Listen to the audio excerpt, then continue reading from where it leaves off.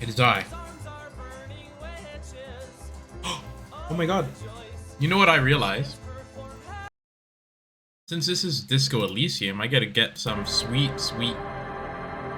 Oh. Disco Elysium, you're loud. Only for now, though. It'll get quieter later. But I get to... Actually, I'll pause it for now, because I want to get a quick song in here. Getting down on it. Ah, I love this song. Honestly. It's the only song that was made specifically for my stream. Specifically. You can't hear it anywhere else. Except other than Dan's stream. I've been having this problem lately. Oh, sorry to hear that.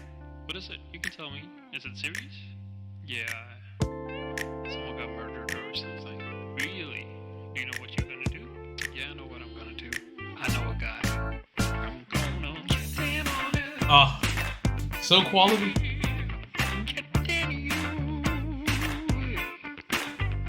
Divine. Jacob with the voice of like 1,000 angels. Oh, I gotta get my spin in here. Every time. It's too good. High quality. My absolute favorite. Now, let's actually get into the game.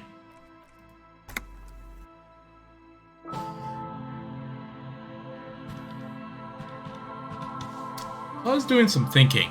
I was like, I do get a great amount of joy when I stream a game and no one's around, for whatever reason. Oh, what's happening here? Okay, I should fix this. Flop it there. Good. I was wondering why I do. And I think it's because, kind of like why you watch a movie at the movie theater. It feels like I get a zone to appreciate the game more, because if I was to play this game by myself or whatever, for some reason I feel like I focus less on the game and more on like other things. So I'd like watch a show or listen to music at the same time, so I don't get the full enrichment. But when I stream it, I feel like I have to show everything, so I get actually more detailed look at a game. Alright. Who made the call reporting of a crime? Keep searching for the call despite lacking any. Obviously, this may take some time. Okay, Jesus. The victim's tattoo. Ask about the tattoo. Wait, today is Tuesday though. Let's look at this stuff. You told... Oh yeah, look for her cryptozoologist. The smoker on the balcony. Visit apartment after 9 p.m. to see if anyone's up. Okay. What time is it? Now. Okay, it's only noon, so I got hella time for that one. Prove your authority to Titus. Oh yeah, you have to gain authority. So I did a lot of things. Oh yeah, I had to talk to the union fellas. Wow, there's a lot going on. There's something she wants to tell you. Joyce's info on the lynching. You just have to present her with your badge to hear, or perhaps if you do her a favor... Oh yeah, that's the lady. I need to find my badge. Find a way into the secret exit. Sing karaoke. Get us a hold of a sad song tape. This might be priority number 1. Find the armor piece. Okay. Maybe I'll just go talk to Titus.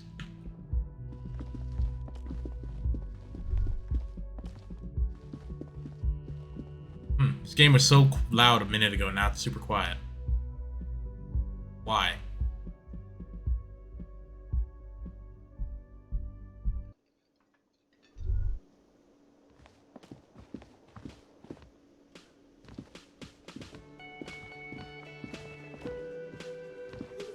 I guess I should talk to Titus. Go. It's you again. What is it? What is it?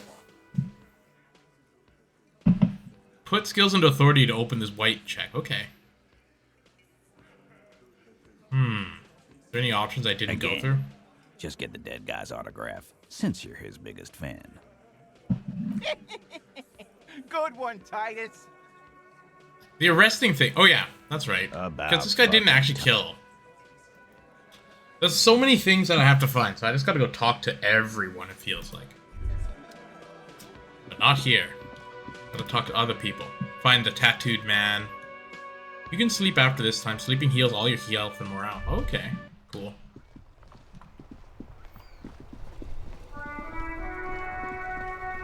Talk to the woman. Oh yeah, we found the car guy.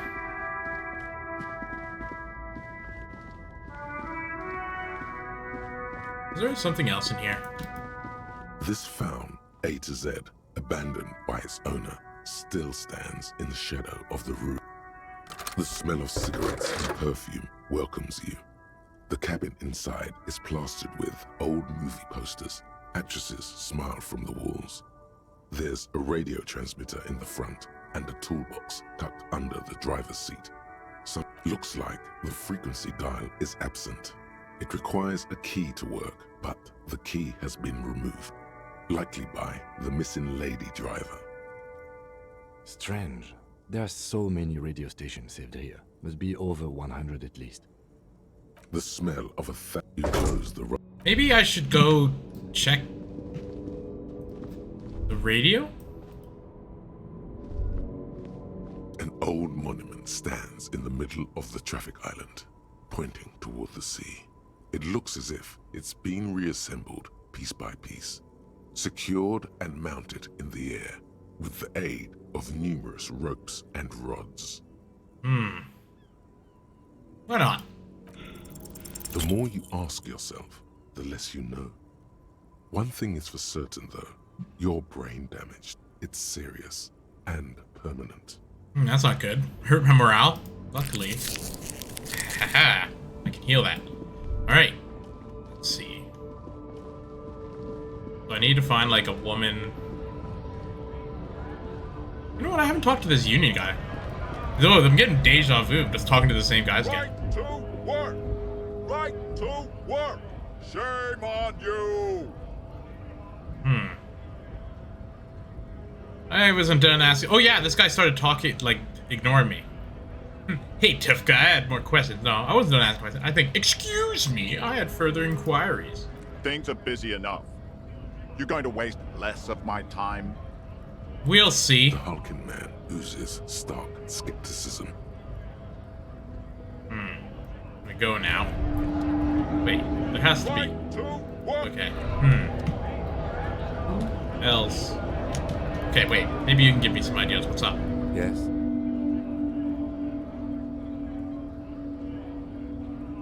No, nothing. Maybe there's something new with this guy?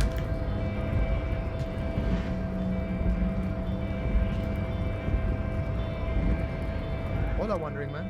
Nothing new for this guy yet. I just kind of forget what I have to do. I have some money. Is this racist lorry driver gonna do anything for me? Looking for something? Being racist. Hey, I'm gonna go to this side of town, I guess. I remember I talked to that shop key dealer, and they were saying that he worked for the lady who was running drugs. I can't pass the bridge till Wednesday. Maybe the pawn shop guy knows what's up. He said he sold my gun to a woman. I wonder if it's the same woman. Wow, I can hear all those meows by Mr. Meow Guy. We get a little peeksy-poo here. Mostly military wear, a few more eccentric fashions thrown in. Okay. Anything new from you, mister? Hello. Nope. Okay. Yeah. You got this messed up by cleaning up the mess of the nuclear reactor. It's all coming back to me. This won't be repaired for a while. Oh, there's a ladder. What's this?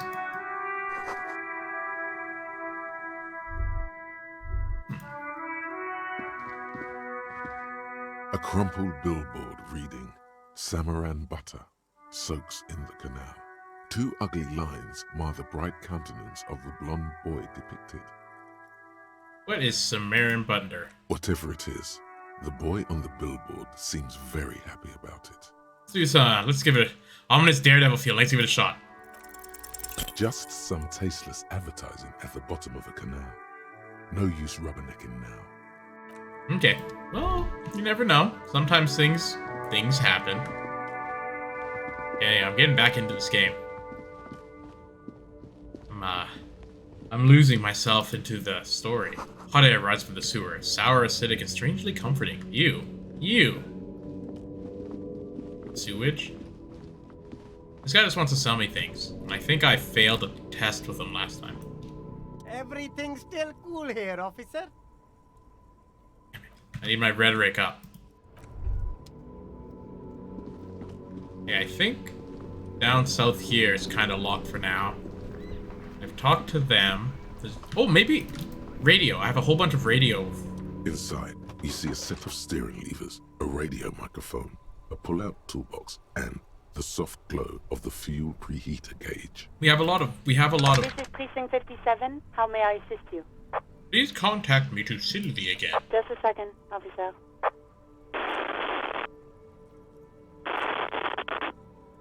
Sylvie Malaika on the line for you, officer. Yes, hello? Hello, Sylvie. It's the cops. Oh, great. What else do you need, detective? Oh yes, want to grab a coffee with me sometime? The only option. No, absolutely not. No worries. Ouch. That's like 20 points of pride damage right there, buddy. So, have you seen my badge? Yes, I know who you are. You're a police officer. The law. My badge is missing. Where is it? Wait, how did you first learn I was a police officer? You told me back in the whirling. You told everybody. And so does your badge. I don't need to hear about it anymore. Okay, so it's in the whirling. My badge is missing. Have you seen it anywhere? Oh, no. I haven't, sorry. Real policemen have uniforms too, by the way. Where's yours? Let me see. Not my uniform too.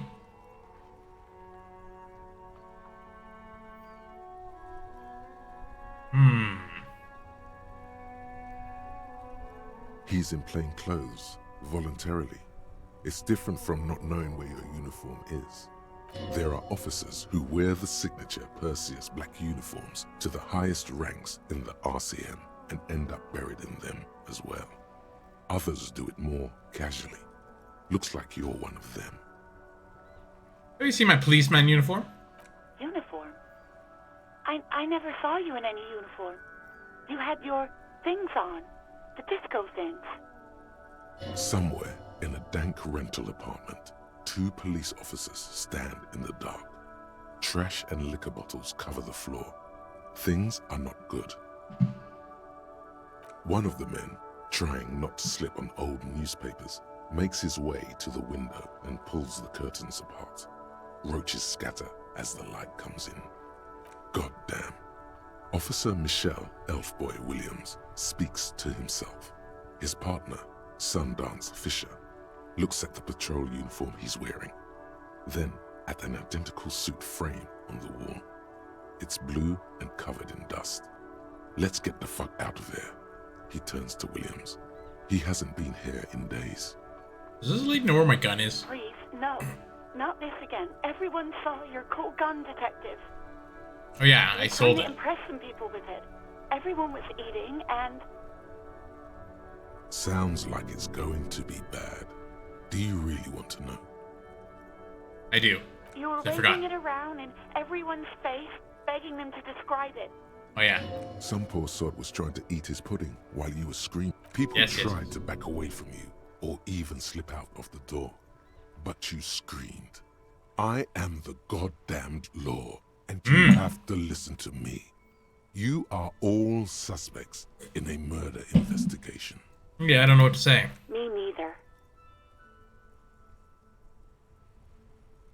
Yeah, conclude it. No idea. It almost looked like you... I don't think I could get anything out of this Anything one. else I can help you with, officer? Maybe the 41st. Just a moment. 10-4, come in, officer. Over. Personal details. Wait. Before you say anything stupid, think it through. What's there to think about? You're going to be looking at a straitjacket if you tell everyone you lost your memory. Be smart about this. Ask if he's there alone. 10-4, sir. I'm not hearing your question. Yeah, I have a lot of questions here. I know he's not alone. There's a full room of people, but whatever. I need info. Want to know if I got my bad description right in the report. Could you read it to me? Name, rank, date, birth. What? What is it? He's still on the line? Ah, damn my partner. He wants to verify the information on his badge. But of course, it says Dick Mullen, High General of the Revacholian Cavalry Force. Tell him to stop wasting time. What do you need, sir? Over.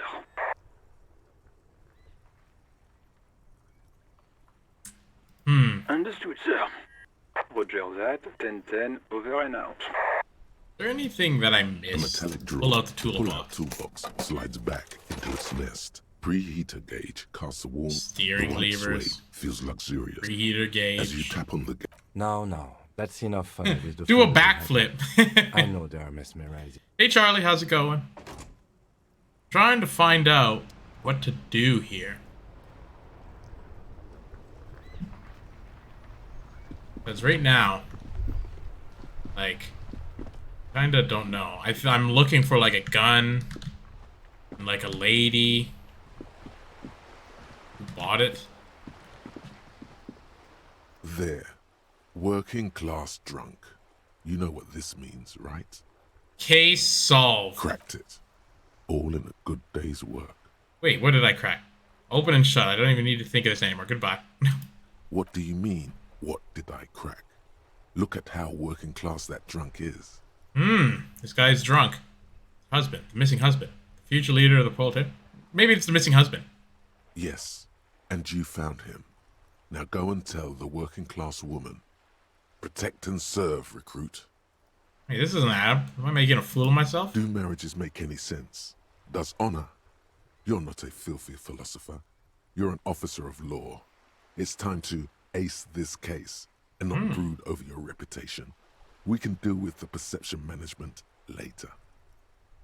Give me the There's champagne. no need for champagne when there's honor, recruit.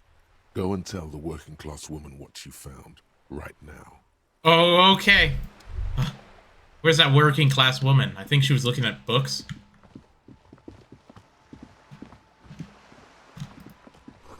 Here's to be erotica, but actual erotica. Ugh. Lady. Okay, still searching the books, her eyes wandering all over things. Protect and serve, madame. I found your husband. God damn it, I already told you. My husband isn't missing. But you said you didn't know where he was. And I specifically added that I didn't need to know where he was. Getting some good shrekkening in there. Well, I found him nevertheless. It's Very good. well then. Where is he? Getting impatient now, random books. There, point at the working class drunk near the sea. Excuse me? I don't follow. That's your husband, that drunk guy on the steps, right? There's something else hiding in her voice, though. A trace of worry. I have nothing else I can say than I found a working class drunk and I thought he might be yours. Right, because working class women come with alcoholic husbands. You know what? Sometimes bad, I guess? I'm sorry, I say stupid things sometimes. I didn't mean it. No. I'm not saying what. You were right. I do have an alcoholic husband. Although not that one. But you told me your husband's alright.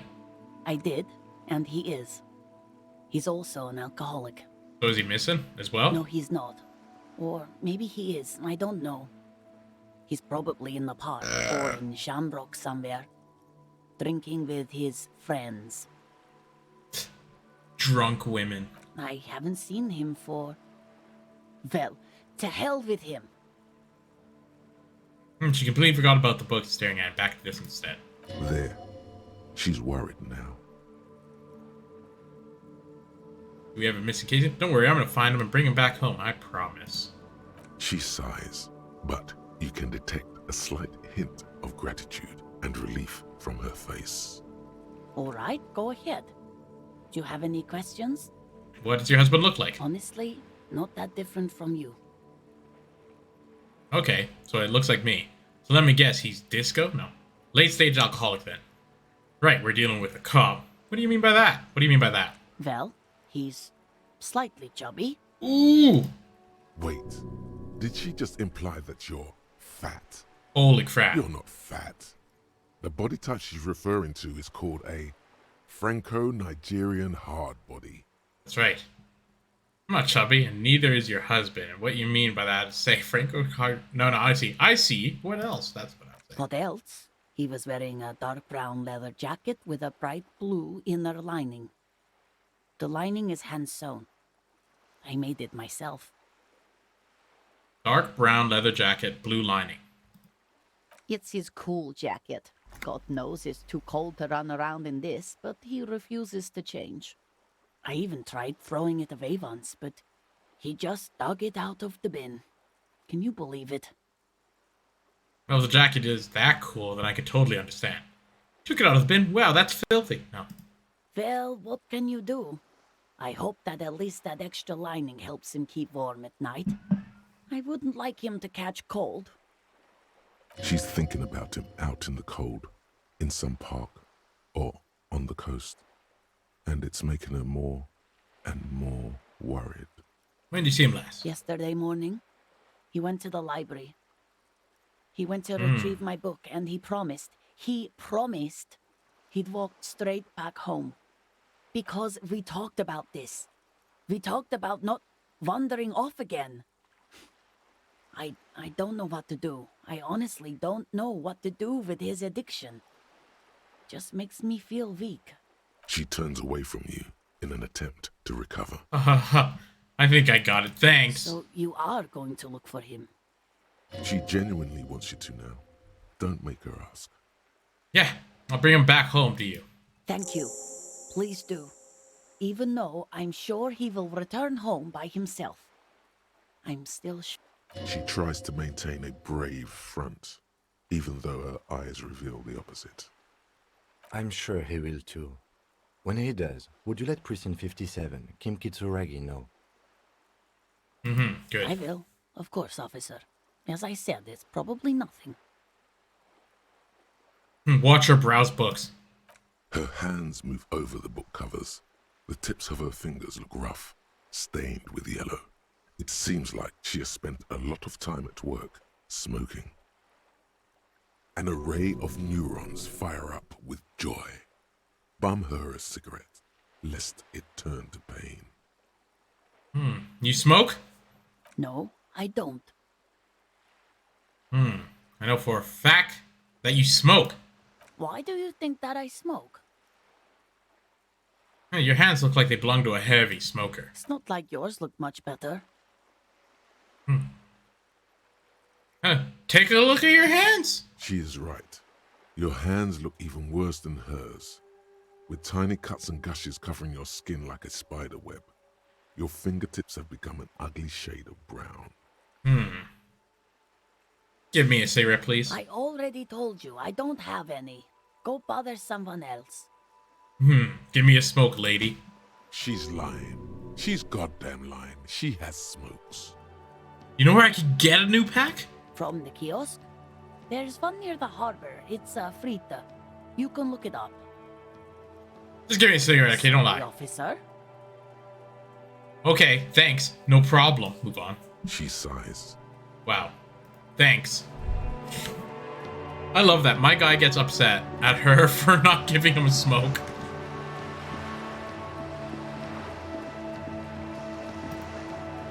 It's great.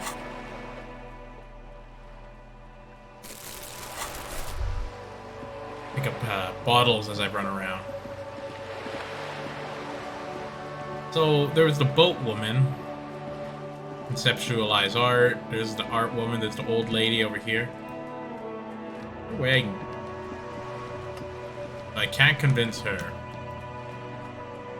Can't get up there yet. Maybe I should talk to Kuno Ease, because I talked to Kuno. Maybe She's the problem. Maybe I could just kill her. Trying to sneak up on me again? Trying to snuff me out? Get away, pig! Trying to sneak... So I can't deal with that kid yet. Did I go in this basement? I remember I can go to, like, Kuno's lair. Go up there. Find my jacket. I have to come back here after 9. So there's a few things. This side's a dead end. So I think the best thing I have currently is probably that Kuno area. Because I talked him into letting me get there.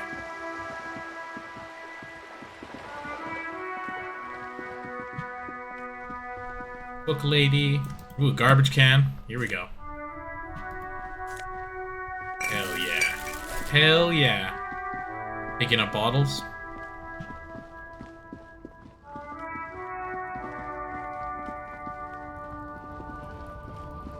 I'm gonna go buy a pack of cigarettes. The tear machines. Your bottles clunk into the machine, and the money appears with a satisfying jingle. You're a richer man now. The Jared story.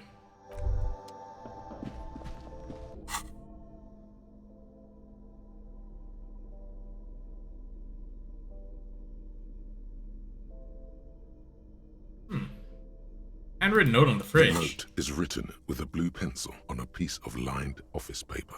The kitchen magnets have left spots on its surface. Someone has scribbled, S. I can't believe the off-site copy is still here. The illiterate ginger kid keeps stealing stuff from the studio, so I had to hide it somewhere safe. You'll find the filament memory with the off-site copy in the frozen ice cream maker. Please take it home, ASAP. It's important. I'd do it myself if I lived in a civilized place with a freezer. Take care, Suliswaf. Huh, okay. Maybe I should go back there after I talk to this lady. Is this about the questions again? Because I don't really know anything. Does Fret have a warehouse in the back of the Whirling in Rags? A warehouse? I don't know. Maybe. I don't really care what Frit does. This is important. She scrunches up her face into an expression of consummate adolescent skepticism. Fine. Frit doesn't have a warehouse. Just a little back room here. Okay? Wait. A warehouse? She looks up from under her brow. Fine. Frit doesn't have a warehouse. Just a little back room here. Okay? Okay.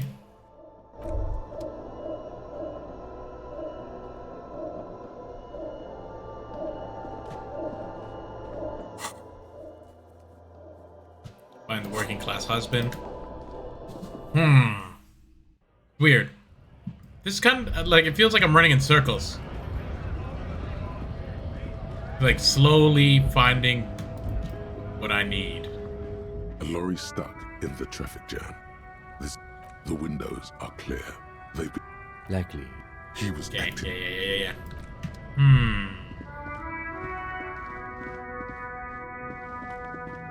We've talked to that old lady last time.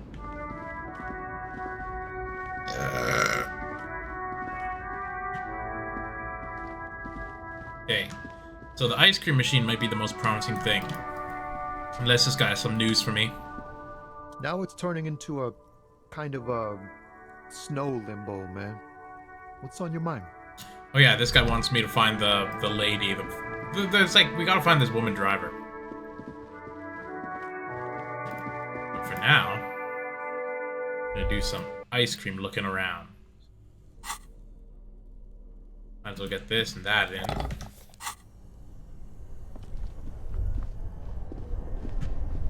What this is about.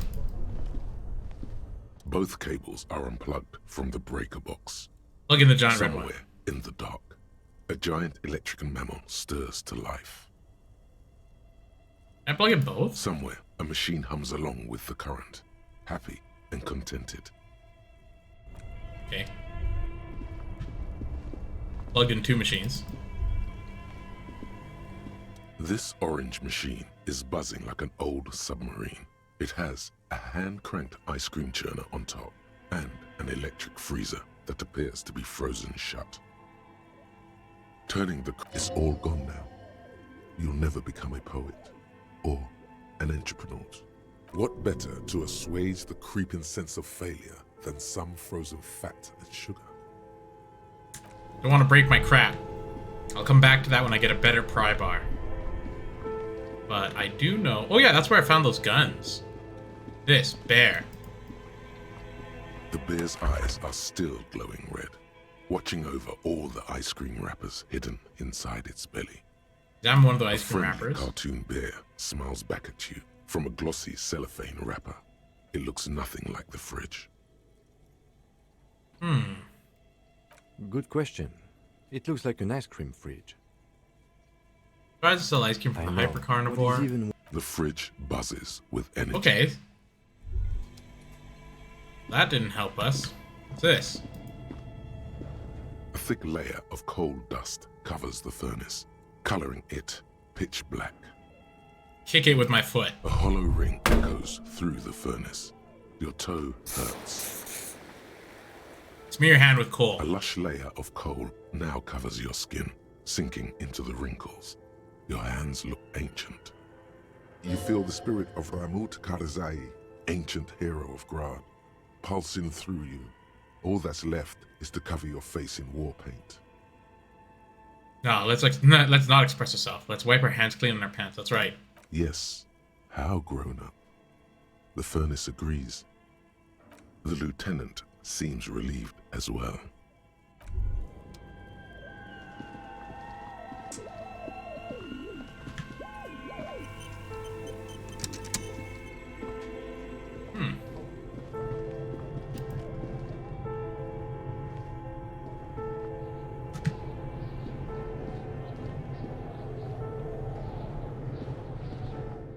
Diddly dum. Oh yeah, this room. You were here before. Maybe there's more rooms I haven't checked out yet. That's the key or the dice making person. I don't think they'll have anything new for me. Is that it? Were they the person who wrote the note? Maybe I should just talk to them.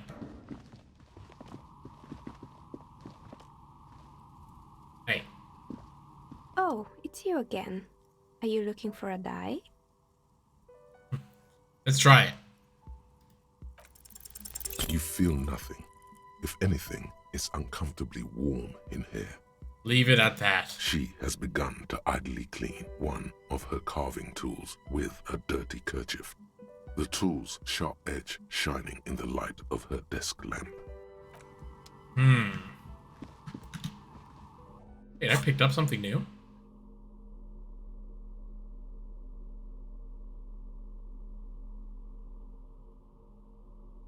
I need more authority.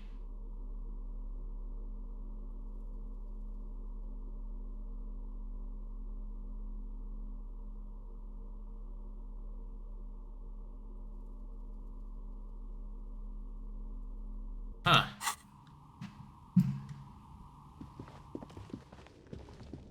I have a few leads, but not a lot. Like, this is that game room. Check it out again, I guess. The RPG. Tiles on the cube are still smoldering, casting the framework in a soft glow. Fluorescent play and print keys shine on the keyboard. Press play again. Nothing happens. Nothing happens. It's empty like a beehive without its brood. Some cables have been left dangling, disconnected. This is where the memory should go.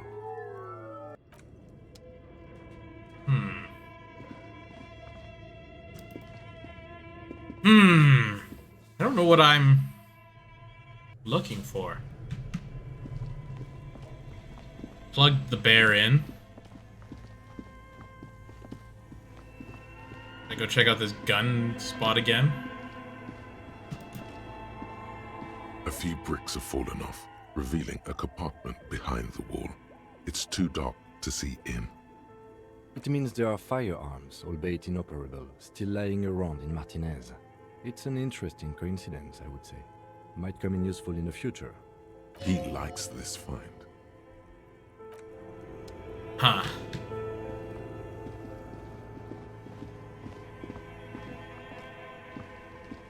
Maybe I'll turn the machines off now and then check them again, because that seems to be... 2 cables and electric. Something close to you dies with...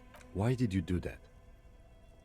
Because the black is the color of immeasurable cosmos. The lieutenant raises his brows, but doesn't say anything. The electric distribution board now has 1 cable missing. Okay, so this machine should be off. This orange machine is dead still. It has a hand-cranked ice cream churner and an electric freezer. The ice around it slowly melting. Ooh. If the ice is melting, I can wait a little bit, maybe, and then come back, and then that should open for me. Also, the bear's off now.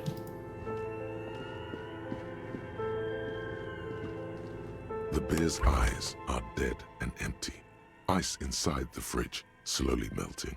The power has been cut off. Everything is slowly melting, eh? That's good. That means I should come back here, maybe.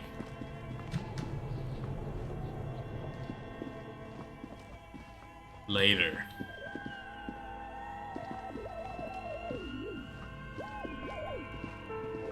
Where else I can go over here that I just haven't been? Huh. Okay. I'm gonna leave those unplugged. I'm gonna come back later. So I think that's how this game's about. So that did nothing.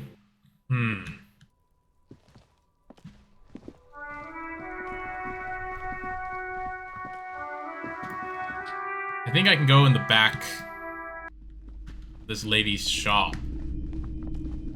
There's also other stuff I could look at.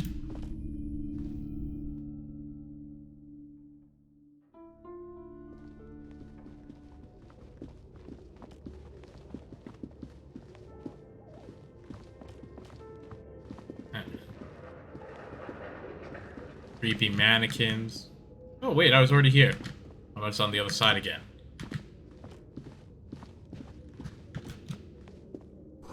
Steel rotor blades bearing slipstream logo. Production schedule. Oh, a filament memory. Wow, actually this is useful. This is actually useful. Wow, we actually did find something. Okay. That means I can come over here and use it over there. Can I get over here without... Oh, that's wonderful. Oh, this is exciting. Tiles on the cube are still smoldering, casting the framework in a soft glow. Fluorescent play and print keys shine on the keyboard. Insert the production schedule. Like a smooth draw, the filament slides into place. On the keyboard, the play key starts blinking. Press play. A bar of fabric right above the keyboard starts producing a soft hum. The sound of static seeps through the machine's planar magnetic driver. Go on. Oh no. It was already glowing and now it's also making a sound. It's probably some alien CO-like technology. The static gets louder, slowly filling up the abandoned hall, until a voice speaks out, crackling and old, cutting into the air. Good afternoon. Fortress accident en rue de Saint-Ghislaine. This is East Insulindian Repeater Station 1. Please repeat. Is this the production schedule? What is the production schedule? The filament you have inserted into the reader. You mean the glowing thing? Ah, thanks for the explanation. That was a question. Have you inserted it into the core? Oh, yes. Good. Please repeat the password. You should ask her for a hint. I don't know. Password. I'm really bad at password. Can you give me a hint? No. I don't know the password. Received. I will register this login attempt. That sounds bad. A login attempt. Something a criminal would do. Don't worry. Passwords have a way of turning up sooner or later. Fortress Accident, is there anything else I can do for you today?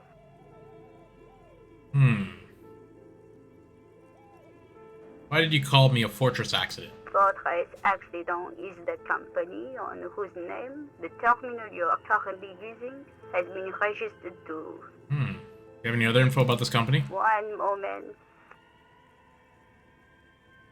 You hear her flip through a catalog before she reads out the duteous care. Fortress Accident SCA produces revolutionary interactive call-in radio games. That's what the catalog says. And what's that? This interactive call-in radio game? Any other questions? What are you, a machine or are you alive? Yes, I am alive. I am 74 years old and my name is Yvonne. She repeats passwords. Programming people are all paranoid. Okay, but where are you? How do you know who? Oh, Yvonne, my partner tells me that you're here because radio computer guys all are paranoid. They are merely cautious. It's my job to protect their filaments as a password repeater at the East Insulindian Station. Yeah, but where are you now? How do you know where I am? I work as a repeater at the East Insulindian Repeater Station. It's my job to know where you are, Fortress Accident. As for me, well, I am sitting in my cubicle, surrounded by a wall of radios. On an island on the river Esperance, a small woman, all skin and bones, sits in a room filled with audio equipment. Thousands of tiny lights are reflected back from her prescription lenses, like stars in the dark. Doesn't it get lonely, sitting there all by herself? Let it go. Now, please tell me if there's anything else I can do, Fortress Accident. Let's try that password. Good. Please repeat the password. Is it my birthday? Still no. This is the police. Open up the safe. I am contractually obliged to protect the privacy of the filament holder, Fortress Accident. Without filing a warrant with Lintel, I cannot give you access to this filament. I'm afraid we are not doing that, unless we want to wait for a month. Now, can you please repeat the password? Received, Fortress Accident. Thank you, and goodbye. Tiles on the cube are still smoldering, casting the framework in a soft glow. Fluorescent play and print keys shine on the keyboard. Maybe I'm gonna press print. Nothing happens. Okay. The filament slides out of its glowing nest. Password is probably on one of these walls, right? Look at this. This old fireplace is covered in lines drawn in blue and red marker, the mesh spreading over the stone like blood vessels on alabaster skin. It looks ghostly and strangely ancient. A diagram for summoning some time-forgotten being.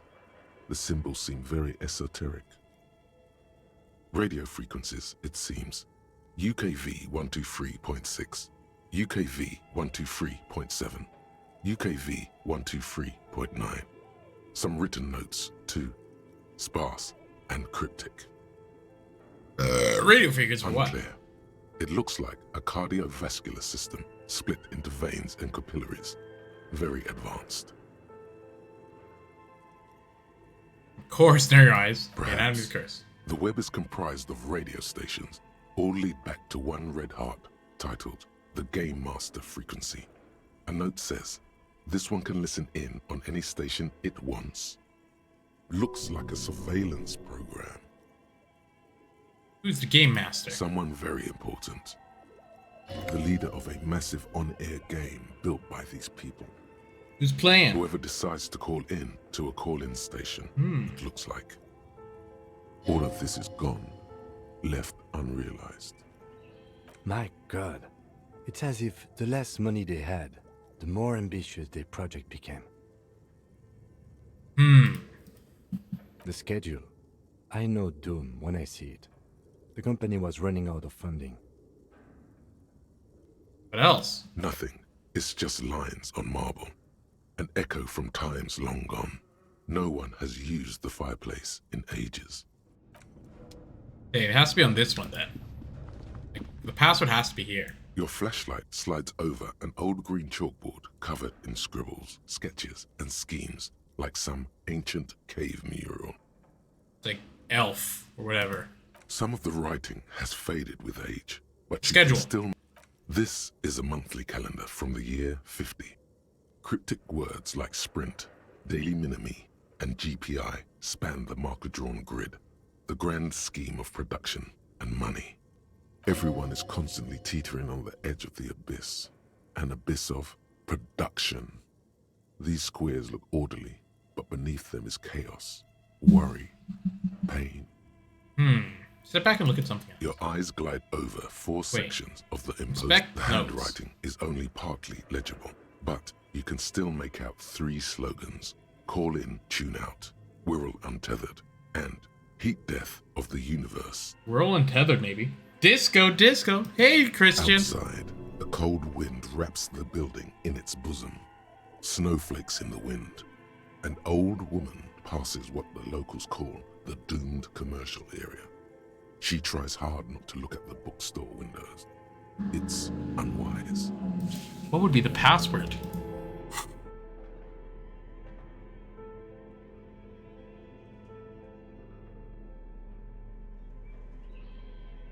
Can I interact? Body, the notes, my crap. The note is written with a blue pencil on... Looks like someone from that radio game company upstairs. I'm a little surprised they just left their property lying here. Here we go. Just got my computer set up at my new apartment. Ooh! Ooh. That's exciting. I didn't realize you were already moving to that thing. I thought you were going, in a while. Maybe they had to leave in a hurry. That's a plausible hypothesis. Looks like someone... That's implausible. Who wrote? Looks like someone from that... The lieutenant nods. Someone has scribbled, S. I can't believe the off-site copy is still here. The illiterate ginger kid keeps stealing stuff from the studio, so I had to hide it somewhere safe. Ah, this weekend. Jesus. Really? You had to leave in a hurry? These are things we should just talk about at a different time, but interesting. I thought it was going to be like a while, but I guess you had to get scurried out faster. You'll find the filament memory with the off-site copy in the frozen ice cream maker. Please take it home, ASAP. It's Find the important. filament memory in the off-site I'd copy do in it the myself frozen ice cream. if I lived in a civilized place with a freezer. Take care, Sully Swaff. Okay, so this does make sense. It's 100% in that freezer. I just have to wait for it to thaw. Because I unplugged it. Like I unplugged the bear and I unplugged the thing, so they should be melting. Unmelted yet? This orange machine is dead still. It has a hand-cranked ice cream churner and an electric freezer. The ice around it slowly melting. I need a better pry bar, eh? Where can I get a pry bar? Can I buy it from the pawn shop? See, I'm getting ideas now. As soon as Christian popped in, suddenly inspiration. Maybe I gotta get to this woman to talk to her. I've already unlocked Kuno. Maybe he stole something I need. Fuck does Kuno care? Oh, I found your shack. Oh, yeah. Yeah, did you fuck in there? Yeah, this guy. Was it the pig head? Oh, that? Kuno decapitates pigs. That's just a Kuno demo tape. Demo tape, like some sort of musician? Cool pig head, I liked it. I got one too. This one. Points at your head. No. Demo tape, it's like some kind of musician. Yeah, Kuno plays on snuff radio, fucks pigs, live, fucks their heads off. Kuno's a cop killer. I found a plate covered with powder residues. Anything about that? That's where Kuno gets his daily hit of electric. Kuno Shazam. Kuno rides the fucking lightning in there, pig. Bet you'd like to ride the lightning too, wouldn't you? You feel tired and old, but you could have that sparkle in your eyes. Is that my coat up there? I'm pretty sure it's mine. Point at your coat waving in the wind. Is it? You got pretty fucked. Kuno's surprised you've still got your head after all that. After all, what? Don't sweat it, drunk pig. Kuno will keep your nasty secrets. Kuno's not snitching. He's saying you climbed up there.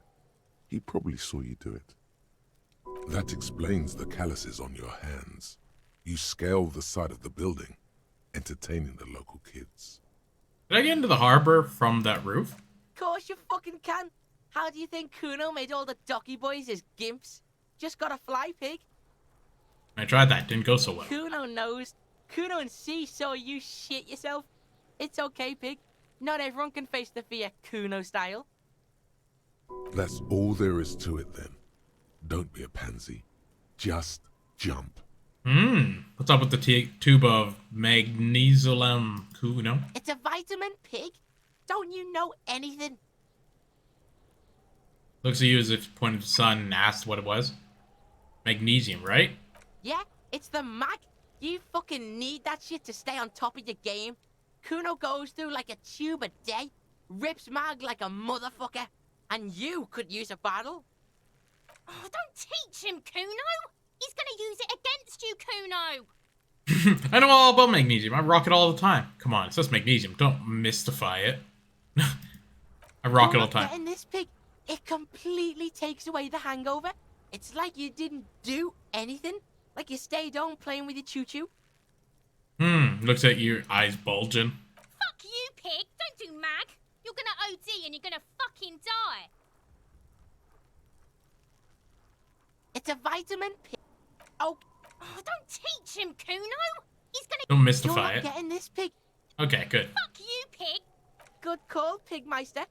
Don't come and talk to Kuno about his kingdom. Let's talk about your shack again. The fuck do you want with it? I've heard enough of this. Good call, Pigmeister. Don't come and talk to Kuno about his kingdom. I'm off. Kuno doesn't fucking care. Alright, actually, Kuno, you did kind of help me. Maybe I have to go through here. How was your weekend besides the move in there, Christian? Anything else fun happening? Watch any good stuff or eat any delicious food?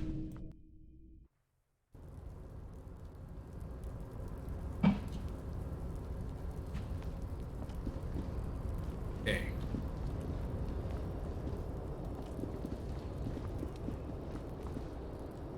Ooh, money.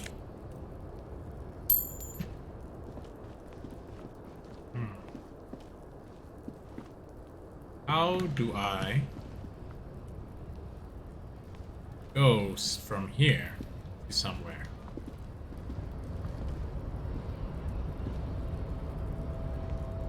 Or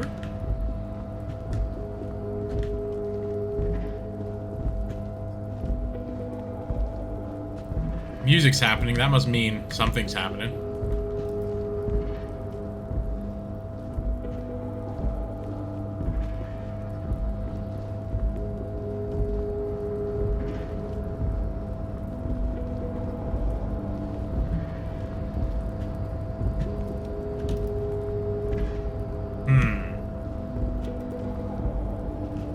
Wait, there's... Oh no, that's how to get down. How do I get over here? Why can't I just jump over the edge?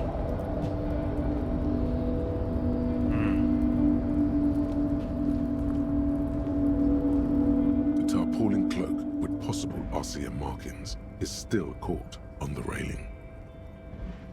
Do it. Try it. Come on. Let me get it. An 8% chance. That's like a 10% chance. That's basically... Yep. Nope. Nope. No. That's still too high. What were you thinking? You're not a gymnast. You're a boxer. And you've climbed way too high up here. Sure. Just be careful, okay? Looks like you almost strained a muscle there. Jesus. How the hell do I get it then? Get like a stick? Is that how I get it? there another way to get down?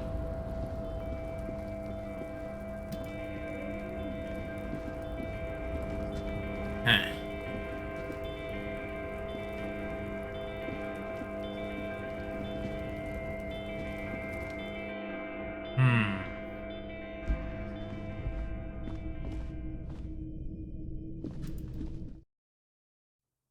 What to get?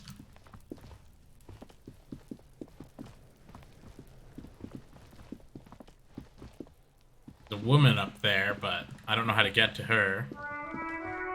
I think if I go in the basement of that thing, maybe. See, this guy's like supposed to be in a park. I don't see no parks. That's probably because I have to wait for the bridge, which is like a day away. Hey.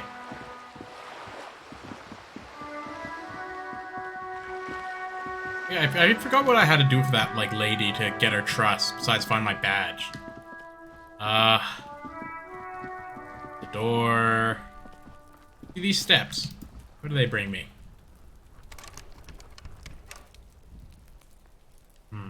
Locked. Hey. Kuno's friend. Trying to sneak up on me again! Ah, damn. Maybe there's someone in this house now. Ah. The smoking boy I have to see in the evening. But maybe.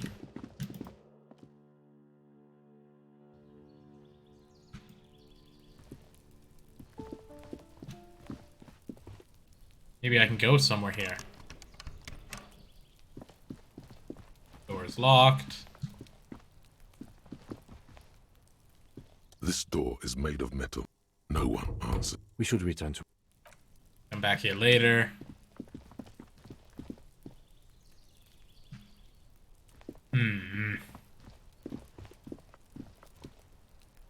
So little for me to go on, it seems. But that's usually what happens. There's gonna be like nothing, and then all of a sudden a huge amount of stuff, and I'll be like, oh, I don't even know where to start, and then nothing again. Dirty old bathroom.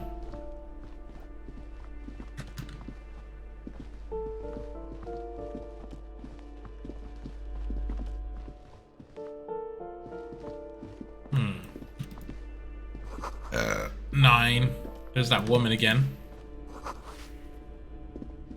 Do I go to this door? Maybe it's a oh my god! This is a new area! Oh, this is over here. That old woman's over there. Oh, you're all getting talked to frickin' now. Ooh, the piggies have learned how to saunter up staircases. I didn't think you could do that with hooves. Oh. But here you are. New stuff. Progress. Finally. Oh. It's been an hour and I just haven't found anything. Just hella moving, eh? We should watch some wrestling. Get some WrestleMania in your life. Sadden that girlfriend. Yes. Okay, so that's right. We're evolved. You're in trouble now, little lady. We cops don't like closed doors on unreachable perches or having people. I don't have time for this. That's right. We evolved. Here we go. Yeah, I can see that. Cool mutations. That smell coming from her paint bucket. It's not paint. It's heavy fuel oil. Wait a sec. Is that heavy fuel oil? Red-dyed heavy fuel oil, intended for exclusive use in government vehicles, to be precise. What did you think I was using? Aquarels? Sucked it out of a cop's fuel tank myself. Back in Jamrock. Whoa, they're stealing fuel? She really did it. She's proud of it too. That's some clever cultural commentary. You ain't seen nothing yet, Piggy Boo. See. Yep, looking off the side. What are you looking at? The lieutenant is desperately searching for another handkerchief. Yeah. Hatred, disgust. It's difficult to tell which of the two is more present in her girlish features. The woman on the boat does not notice her staring. That is on her. Someone's got to keep an eye on her. You mean Joyce? On a first name basis with her, are we? Piggy's moving up in the world. Hold on. What's ozone? It's where they grow whores like her. And they're whoremen. Yeah, I don't like her either. Pig's not half as dumb as he looks. Wait, I think I have more things to talk about. Hello again, officers. Have you come to admire my mural? No, I'm done with you now. I have other places to go. Better places. Progress. Look at this. A blue furnace? With money inside of it? Jared Furnace confirmed in this game. Pants? Orlome's laborer pants. More... I don't like that, my reaction time. Give me a look-see-poo over here. What's this all about? Nothing. Okay. What's this all about? Someone's been sleeping here recently. Ah, me? Sleeping on coal.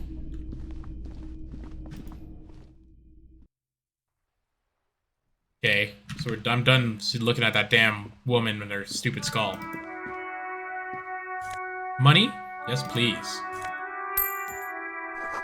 Above the tarp flap, it's in the wind. Forgotten hammers and nail rust. The door is locked. You can't get in. Can I go up this? Okay, so... just as quickly as I got progress, it was freaking slashed away from me.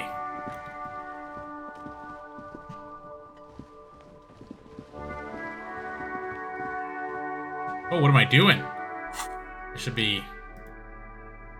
there we go. Oh me, oh my. Bottles? Hey, lady, is there anything else? Hello again, officers. Have you come to admire my mural? Bed in the cold room, yours. Ooh. Not only have you found my address, you've discovered my biggest secret. I'm a coal miner. You have a real home? Does anyone in a city like this? If there's pain about any particular home she's lost, she's buried it deep, fortified herself against it. Really? You're a miner? Yes. I keep hoping a shaft will collapse on me, but somehow it never happens. Not the nicest place, but I suppose it'll have to do. It doesn't have to do anything at all. Nothing does. Like me. Right now, I'm doing nothing at all. Cool, I have other questions. Shoot, Piggy. Get out of my face. Sleeping in coal. Like some coal sleeping guy. Okay. No, foreclosed Martinez Realty Association.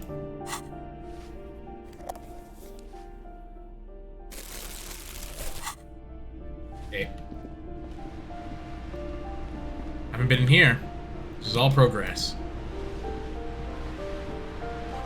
Sea below looks cold and winter gray.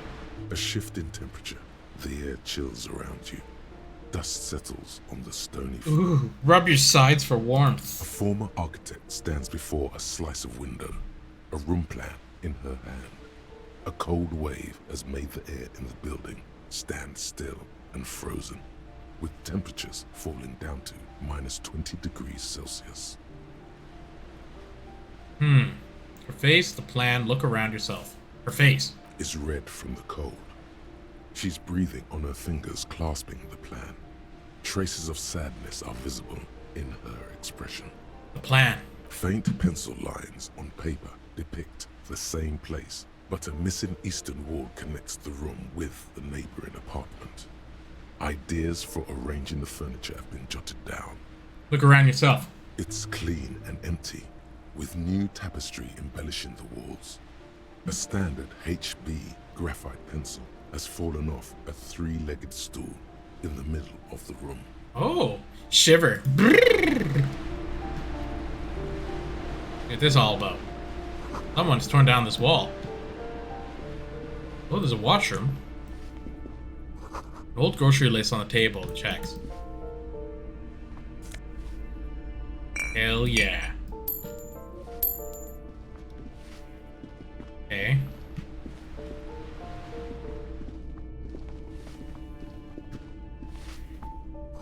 I've talked to this old woman before, but I'll talk to her again. Vito says a firing squad for the rich. Give me a Yeah. moment. Done with you, lady. Don't need any riffraff.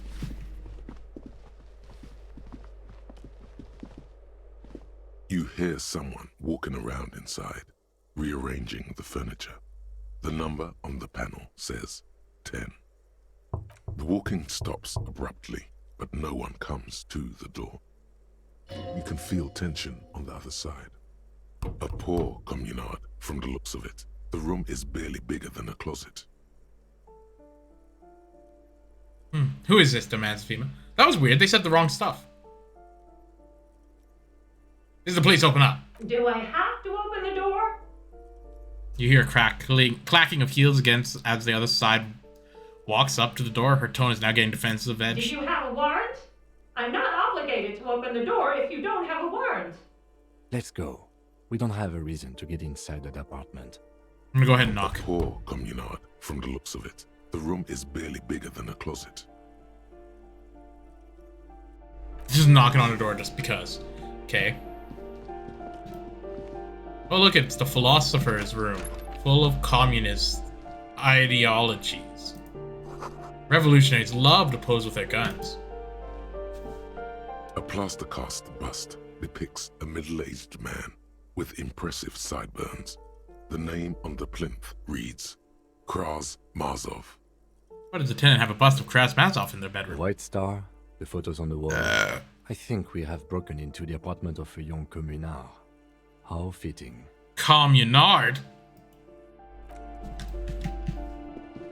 Jesus, makes me sick. How dare they? Look at me, oh!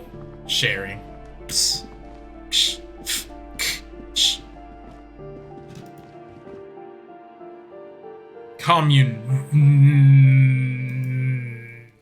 Not good. Oh yeah, okay. I'm looking for a pry bar. A stronger one. See if I can open up the freezer. I'm making progress suddenly. Wait, what's this? The spread pattern of these bullet holes makes your chest ache. Your breath grows heavier. Examine closer. You peer into the faded marks in the stone. Socialism, more like so lame-ish socialism. Sweat starts trickling down your brow. This is bad mojo, man! Fucking horrible mojo! The end draws near! Your chest feels tight. Oh, what the hell? It's closing in, caving in, ever tighter. Your breathing grows even heavier. Am I dying? You okay there? Breathe out sharply. Man, I'm starting to feel bad for a second. Might be the after effects of your past escapades. What are you looking at? All these bullet holes. I've seen a lot of them around. Remnants from the revolution. These are over half a century old. So no crime happened here? Perhaps a crime of a sort ages ago. But no, these do not warrant an investigation. Yeah, but what can you tell me about this revolution? Not much. I don't have a fresh perspective on it. Should we go? Okay. I can't believe I still haven't cut the rope for this freaking guy down. He's just still there. Can I conceptualize yet? Just an ordinary wall. Okay. A mild progress. I'm gonna go to the pawn shop in hopes to buy a pry bar. Because that makes sense. Why wouldn't you buy a pry bar from there?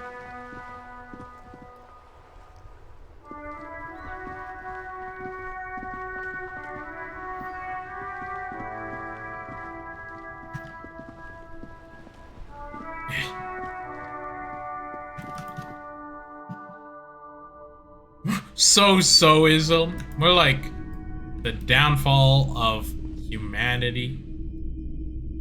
If you don't mind, please put the flashlight away. Some of us have photonic sensitivities. That's funny, because I'm holding the flashlight. Alright, sorry about that. I do appreciate it. I mean, I'm not gonna stop. I guess I have to stop. Tell me. Hello, hello. Let me know if I can help you with anything. Sharing, blah, blah, blah. I'd like to sell. Wait. Oh. Do I just find the thing and then buy it from him? You see rows of toy soldiers guarding the rest of the trinkets displayed on the table. Some on horseback, others in rags, others yet in bright blue uniforms. All are stern and unyielding in their duty. Try to find something pretty and cool here, then use it to win her back. Ooh, look up something cool. Everything you pick out seems faded, chipped, and sad somehow. Most of them are just broken toys. Win her back? Yes. Buy something nice. A figurine. This sounds off. You shouldn't trust this guy. Let me look at this horse. On big horses, clad in lamella armor and carrying flintlocks. The kind that would mow down a line of enemy soldiers in the blink of an eye. Who are they? Franco-Nigerian knights. I used to be very serious about these guys. A long, long time ago. Look at the blue uniform. They're not all blue. These figurines also wear gold coats and caps, complemented by orange trousers. They are variously posed, wielding swords and rifles with bayonets. Wait, this looks like the Rene, the old guy with the plain pentique. This is what the loyalists looked like, yes, at first. Then they wised up and got camouflage. What exactly are these? Which ones? Ah, royalist soldiers from the time of the Revolution. The uniforms are painted a bit too brightly, I suppose. Expect the figurines and rags. This set of soldiers isn't meant to look impressive. A few have rifles, but most of them carry pistols. Some even shovels and tall sticks. Are these even soldiers? You're probably talking about the revolutionaries, yes? Yes, they are soldiers, revolutionary soldiers. I think their poverty has been exaggerated for effect. When you place them next to the royalists, it doesn't seem like they could possibly win.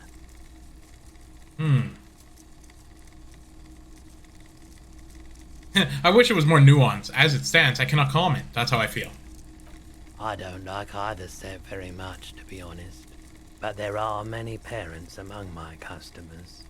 He seems to have his own take on the conflict played out in perpetuity by these toys. Might be interesting to find out what it is.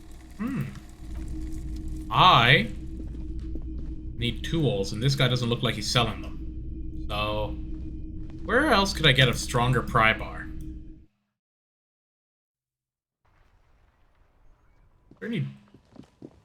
This is all stuff for another day. Gotta wait. Maybe I can buy it. This guy's only selling clothes.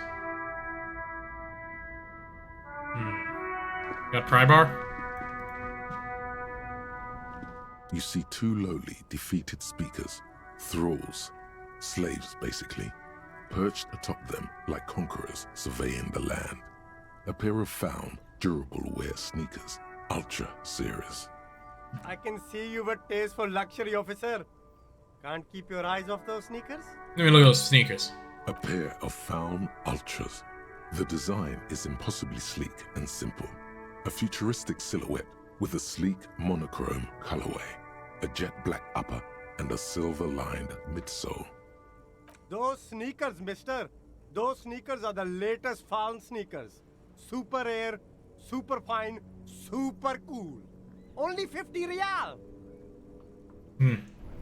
50 real? You can't be real with these prices. You got to be real kidding me. Professional jokes. This is why I get the ones of views. Pry bar, pry bar, pry bar. I need a pry bar.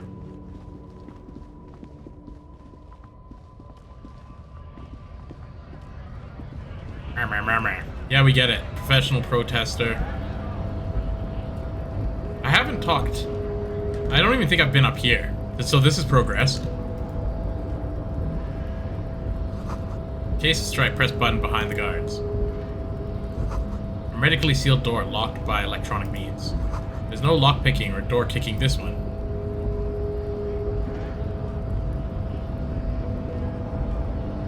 Measurehead crushes all. Oh yeah. I have to deal with Measurehead. Let me just walk by him. Oh, Measurehead. What's up, Measurehead? Nobody betrays your degeneracy. Yeah, Measurehead. His body totally betrays his degeneracy. Young woman at the giant side agrees. Don't say anything. Size him up first. What do you mean your body betrays? I'm just gonna size him up. That's what I would do in real life. What do I look like? A realtor? This guy's good. Realtor. Are you admiring my morphophysiology? Ripple of muscle passes underneath his skin. He lets you look. It must be frightening to stand in the shadow of this racial pinnacle. Be calm, Sandwich. You are not in danger because you are not a threat to me. My body's unimportant. I'm with the police and we need to get into that harbor. That is precisely the negligence that has led you to succumb to Al Ghul.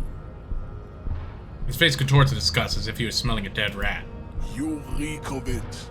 An invisible sword of Al Ghul emerges from your throat. You cannot see it, but others can. It is making the woman in my company sick. You're right. I'm an alcoholic, and I need that dead body to no longer be in the tree. I don't have a problem with Al Ghul. I just drink a little on weekends. Enough. Oh, Al Ghul, like alcohol. Yeah, I get it. Enough. I need to take down the... Okay. Yeah, I'm gonna ask him. No, you don't. You need to get another drink. Occidental Haplogroup B4 is done giving orders around here. The influence of the Ham Sandwich race is waning. Show him the ham still got it. This race stuff is unimportant here. I just need you to help me do my job, please. Begging for help. Begging? I just asked. To pass fear for cooperation. How far the Occidental Haplogroup has fallen. Oh, straight edge. Once a noble and powerful race. You gave the world eugenics, electricity, and powerful weapons of war like missiles and aerostatic aircraft.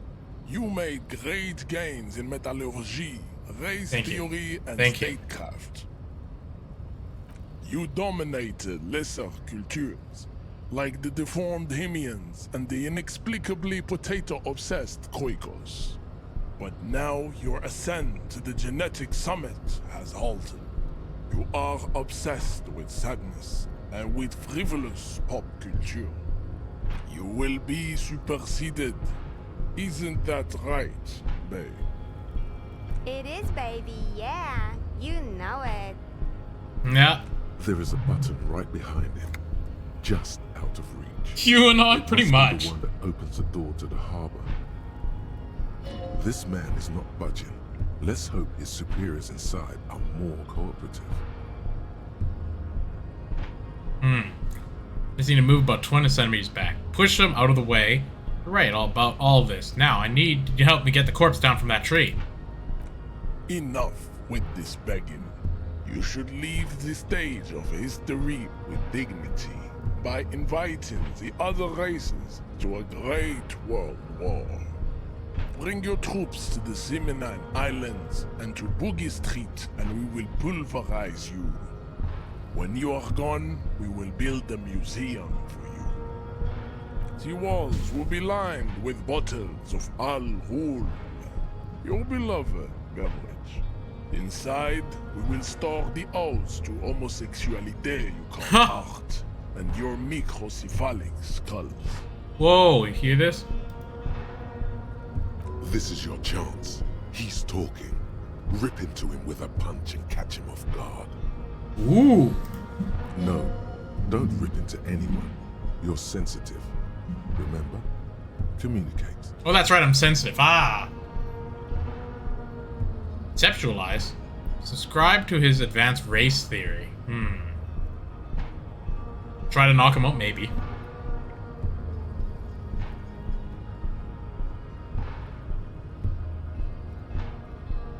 Why are you not with the Hardy Boys? Know anything about this mug? Oh, maybe. I haven't shown this guy anything about that mug. Wow, that's a freaking callback. This is good. Rip into him. If I put more into freaking physical, I would. But it's too low. Maybe. I'd still possibly lose. But I'm gonna ask about the mug, I think. You serve the Union, don't you? Aren't you they white? That's true, like me. Know anything about this mug? I'm gonna show him the mug. He does not so much as glance at the object. This your kind of thing? Stop showing me your pathetic cup. I have no interest in it. Does he strike you as the kind of man who puts mugs into trash? You serve the Union, don't you? Aren't they white? Don't be vulgar. White or not has got little to do with this. The race enigma runs much deeper than that. There must be some friction there. He's keeping it well hidden, however. Yeah, but you still serve them. How did that factor into your life? Mr. Claire is a man of vision and means. I'm ripping into him with words. Confront polycultural capital.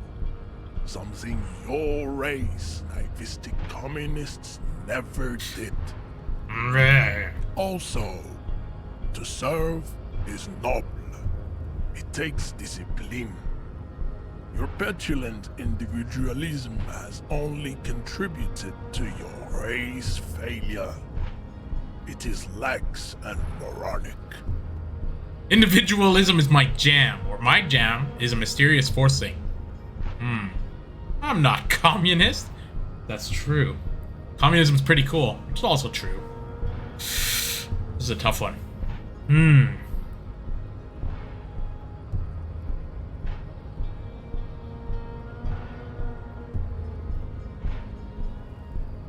just gonna say my jam's a mysterious fourth thing, because I don't want to agree with any of this guy's crap. Jam. Individualism. You have gotten these ideas from degenerate youth culture, have you not? You have picked them up from rock and roll songs? I have gotten it from disco, actually. Offshoots of the Seminoles people invented disco while having sex under the influence of cocaine. That's right. It is a shame upon my race. Awesome. But what is done is done. That's like the best. This is like the coolest way to possibly make anything. Disco was invented by Seminoles people while having sex under the influence of cocaine. It's super cool. Like, I don't even know what this guy's getting at. I am not surprised you enjoy it so much. This has happened to many of the side products of the inevitable cultural victory of the Seminoles race. Okay, I'll ask. Who are the Seminoles? I don't really know who the Seminoles are. I've recently experienced head trauma. Wonderful. I need to enter the harbor now, or could you take the or you could take the body down yourself, maybe. I don't care about the Seminoles. No. Okay, I'll ask. Who are the Seminoles? The South Island race, haplogroup A4A. We are the rightful masters of the Insulindian archipelago. We descend from the Areopagites of ancient Pericarnassus and arrived here 4,000 years ago. Millennia before you. We are the future. That is all you need to know. So you were born and raised on the islands before you moved to Revachol? I am a descendant. The narrow streets of Ulumbuir are with me in my genetic dreams. I see young Seminese women walk into the grey mass on Ile de Fantôme, waiting on immaculate conception from the pale. So you did not come from the islands? No. I have heard about it on the radio. Poser freaking guy. He would be appreciative if you did not further chase this line of inquiry in front of the women. You're not really Seminese, you're just from Revachol. I'm from Couronne. And no, it is not just in Revachol. The city is central to the Seminese strategy. Spreading through its trade networks, our culture will dominate the world. Like, this guy's one of those guys. Yeah, not even real Seminese. This is one of those guys who gets that 23andMe DNA test and it shows he's 1% Seminese and he changes his whole life for it. He's just like Seminese runs in my blood. 1%. Never been there. Heard it on the radio once. I love it. You have heard enough about our phylogenetic secrets for today. You have extinction to come to terms with, and never getting that dead body down from the tree. You wearing a Mountie costume is so funny. It's like, well, I have a Canadian friend. This isn't racist or anything. I got a Canadian friend, associate. Wearing a horse and everything. Tim, what do you think about this? I think this racist is better than the last, but the next racist will be the really good one. I was there once. How do you know that there'll be a next racist? There always is. Race is reality. Why are you not with the Hardy Boys? I am not the first line of defense. I am the last. Looks towards Costa finally. These so-called Hardy Boys are an effeminate clique of bodybuilders. Their company is spiritually degrading. You're all part of the union. The Hardy manlets are on the pay of the company. I answer to the union alone. And I do this out of race heroism. Finance is an alien concept to the Seminese. Now leave me be. I must luxuriate in the company of my woman. What are these tattoos you're supposed to mean? Racists are generally not very good examples of their race. He gestures towards a lorryman down the street. I am not like them. I am craniometric perfection. I have taken the trouble to permanently draw a phrenologic grid on my skull. Phrenologic grid. This should dispel any doubt. Holy moly, I love this character. Okay, out of the two racists, they're both very good characters. This guy's good, but the other one, I don't know, he's a bit greasier. They're both fun in their own ways. Phrenology, that's really attaching your carriage to the wrong horse. when you're tattooing phrenology on your skull, ugh. Don't you look silly. Don't you have egg on your face when you find out that that's nonsense. True, that is a noble cranium, but you got a hard noggin yourself. You sure I'm not chronometrically superior to you? You're right, that cranial progression, my rate's in Sanchez. No, I'm pretty sure I'm superior. You exhibit forward projection of the jaw, indicative of schizophrenia and sexual inaccountability. From a purely aesthetic standpoint, the dimple in your jaw makes you look like a baby. This is not craniometry, just an observation. What else? It is impossible to see any more of your bone structure. It is covered in the ravages of Al-Ghul. From what remain of your features, I can see fleshy lips, baldness of the head, and long arms relative to lower limbs. This leads me to conclude you are not a police officer. You are a common criminal, an offspring of murderers and sailors from Sur-la-Clé and Vesper, and possibly even the degenerate sheep herders of Ubi. Interesting. So one of my ancestors was Sur-la-Cliff and the other was Vesper? Your racial heritage is uninteresting. It is the same as all Rivasholians. Your parents and their parents made the decision to reproduce while under the influence of Al-Ghul. That is the only reason you are here. He's right there. It's almost impossible to get it on unless you're both drunk. It's too scary when people are sober. Try to knock him out or try to become racist too? Go ahead. Don't be shy. Just ask for race secrets. One of this race superior so that I could become friends? Try to smile pathetically. I need some of that race stuff in my brain. Sock it to me. Sock it to me. No, better to say that. I think the sock it to me is gonna really, really win it. Inane popular culture lingo. It is intellectually uninteresting to sock anything to an infant such as you. Damn it. I don't want to lose this fight unless I can win it. We still need to get into the harbor. We need help with the tree situation. There must be another way. Gaze wanders to the whirling roofs. The whirling's roof to the yard. As you turn, a bright light catches your eye, making you squint. Where's it coming from? From a distant sunset, a stage light, flash photography, nowhere in particular. It's just what superstar law officers do. They squint at lights, and they solve shit. Actually, now that I hear superstar and law officer in a sentence, they sound weird together. Yeah, that's me. I've been establishing my superstardom hard lately. Yeah, you have.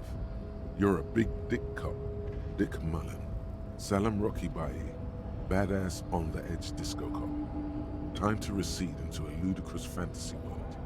Here we go. Camera, lights. Action? With a sudden flash, the world freezes around you, and you along with it. In an iconic monochrome solution, a black silhouette against a rasterized orange world. It's on. What's this? We're getting reports of normal, reasonable, temperate, political opinions somewhere in Martinez. You must be mistaken. I'm a real radical. That's me, Mr. Reasonable. Somewhere's got to keep it sane around here. Because I keep saying none of this above the political stuff, isn't it? It's because I keep saying none of the above to political stuff. Yeah, that's true, I am. It's also about that, but it's also more. Perhaps it's the hangover. Perhaps it's a temporary surge of serotonin, but something tells you it's time to become a citizen of the Kingdom of Conscience. First, where's this Kingdom of Conscience? It is not a place. It is a moment in time that can only arise in the right circumstances. In all of human history, it's only been achieved a handful of times. How do I bring about those circumstances? Incrementally. Yawn. You'd get there faster with a little speed. History's greatest catastrophes have been brought about by people trying to make the world a better place. Too quickly. That's the genius of Dolores Day.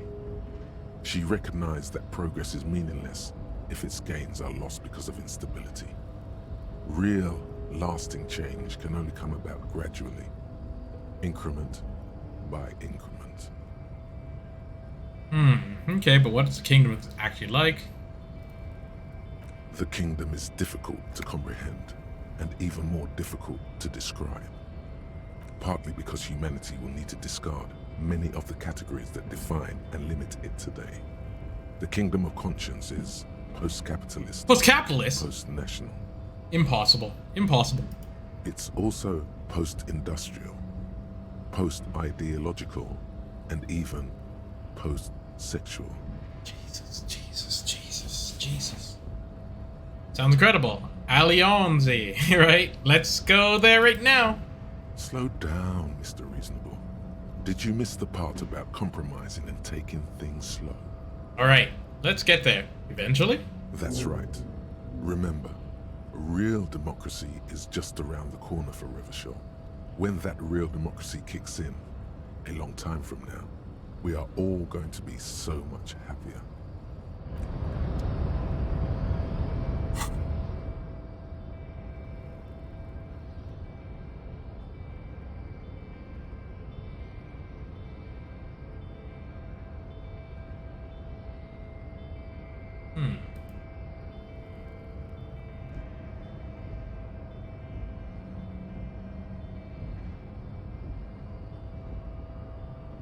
I need to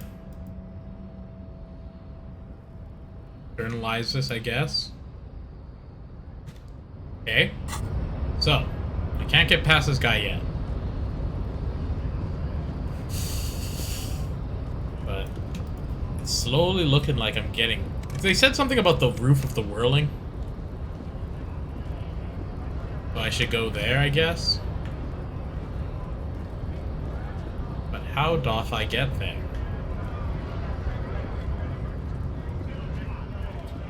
Well, I was talking to that racist, so maybe if I talk to this racist, it'll be better. Looking for something? He's still being racist, damn it.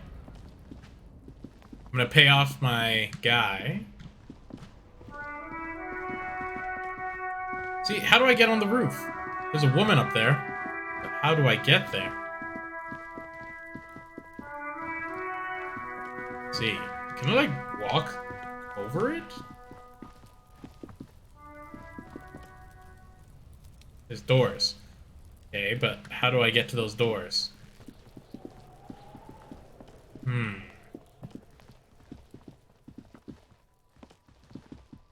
Diddly dum diddly tiddly tum diddly dum. When in doubt, talk to the closest racist. I'm like, is there a racist around here I could talk to? It sounds like when you're talking on the phone and you're like, is there someone I could talk to who's a manager so we can get this fixed? Talking to the manager, but instead of a manager, it's like the nearest racist. I'm like, yeah, try jumping for the jacket again. I tried. My bill for tonight. Went good. You got the room for the night, but remember, you'll need another 20 real tomorrow. How could anyone forget, asshole? Take it easy on him. Deep down, he really hates being the guy who has to remind you.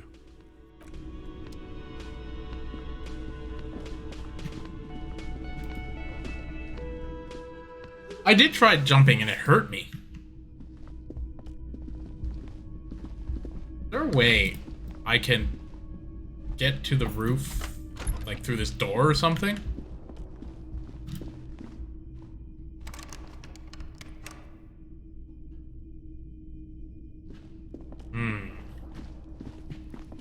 Is there like another staircase around?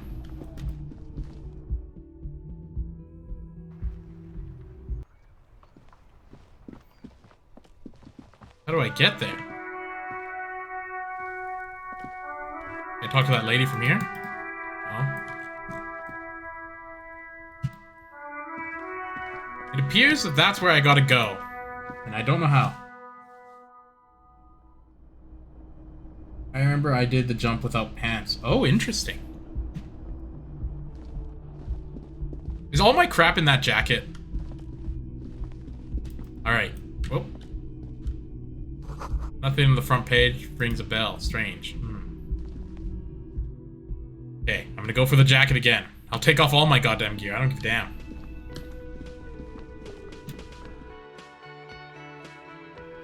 What do I need for it? Huh.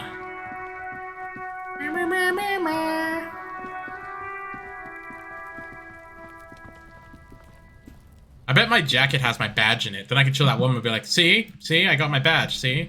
Then she'll be like, oh, okay, I'll tell you what I need to know.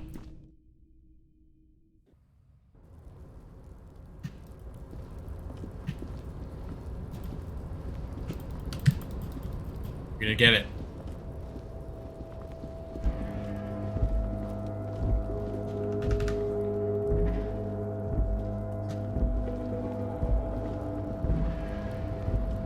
My jacket is the only thing that I haven't got. How do I?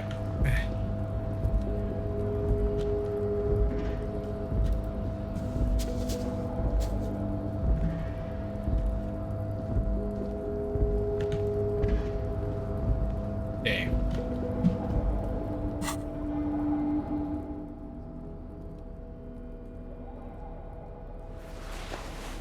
Okay, maybe we can do it now. I'm totally naked. A tarpaulin cloak with possible RCM markings is still caught on the railing. I need Savon Fair, it says. Okay. So...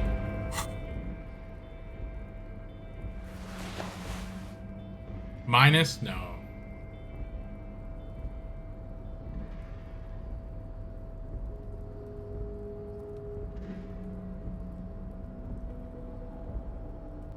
Okay, how about now? A tarpaulin cloak with possible RCM markings is still caught on the railing.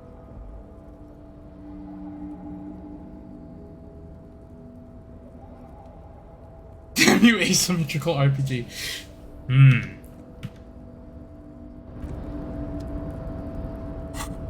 You know what the problem is? I put all my points in the wrong stuff. Wait.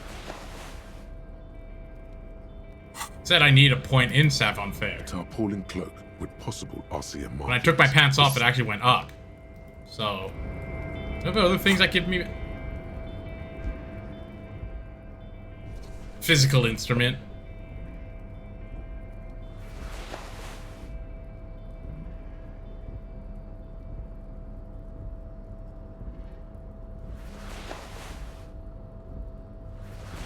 Ooh.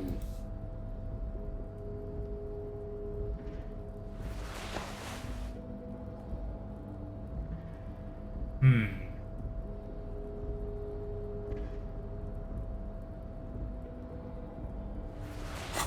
Yeah, let's try this again. Come on. A tarpaulin cloak with possible RCM markings is still caught on the railing. Damn it. Damn it. Okay, how can I level? What do I... what's my experience? 5 points? Okay, I'm really close. So the next point I get, I guess I put in there. Like, how can I get to this door?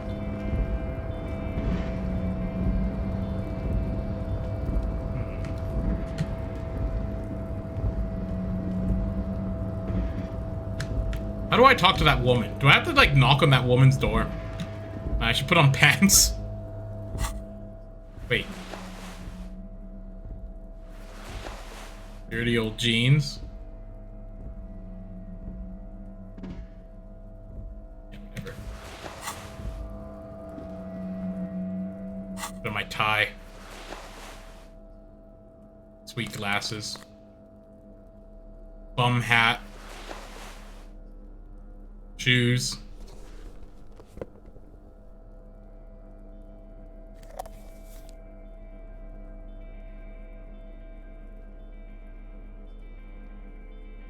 Yeah.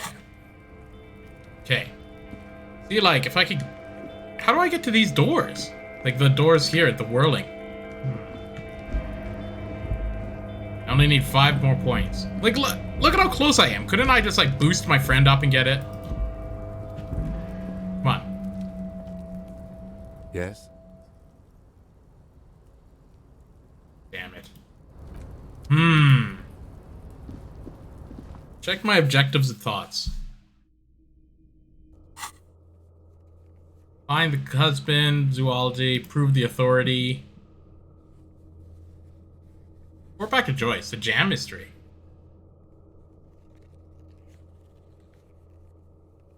Someone using Terminal B, smuggling raw ingredients.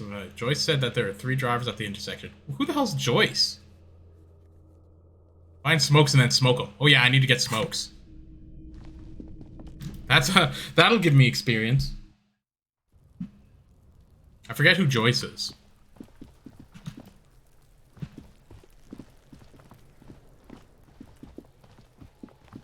Joyce.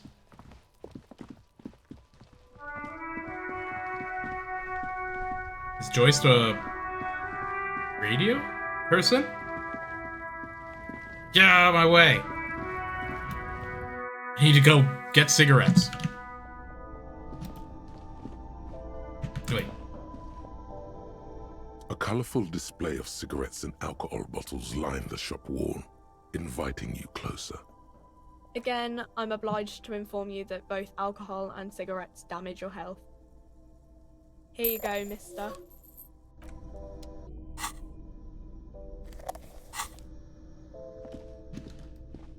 There it is, a brave little army in your pocket. The 1st Smokes Platoon. 20 brave souls standing in salute, ready to step into fire for you, sir. You picked the best one. This soldier is fat and succulent. What are you waiting for? Light up. Re-become yourself. Yes. Oh yes, Bratan! Please light up! You need a trooper between your lips right now! Calm your shit down! Go to Pleasureland! Become a genius! I don't want to light up right now because people are watching. People are watching. What a pussy. People are always watching. That's what makes it cool. Now come on. Alright. People are watching. Get a load of this rock and roll cop hair, people. Johnny Thundercop fishes a cheap lighter out of his pants. With a flick of the thumb, there's fire. A primal satisfaction. Here we go. Hey, you can't smoke in here. Oh.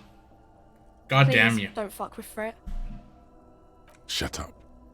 It's already happening.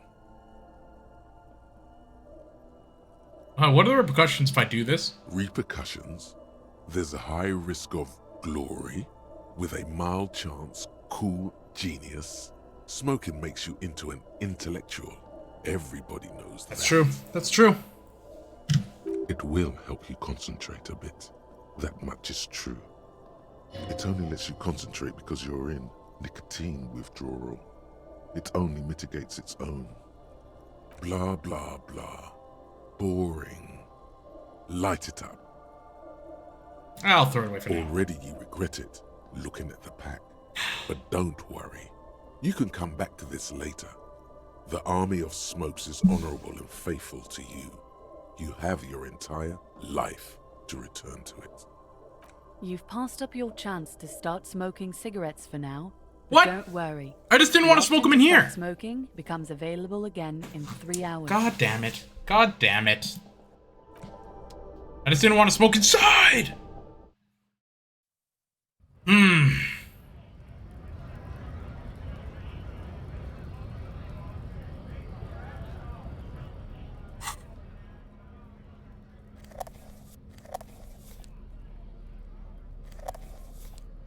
How do I use it?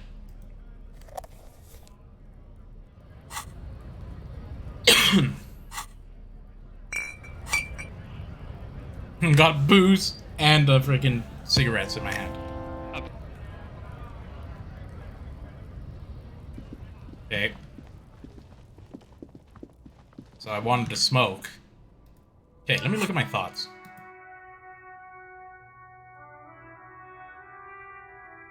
Well, let me internalize.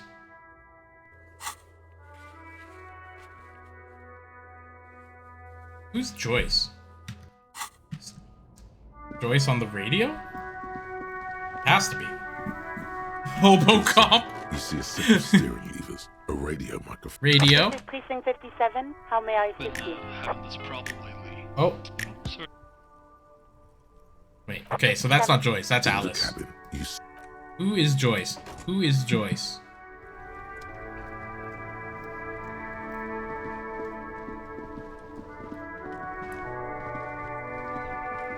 Joyce. Is there, did I write this down? People?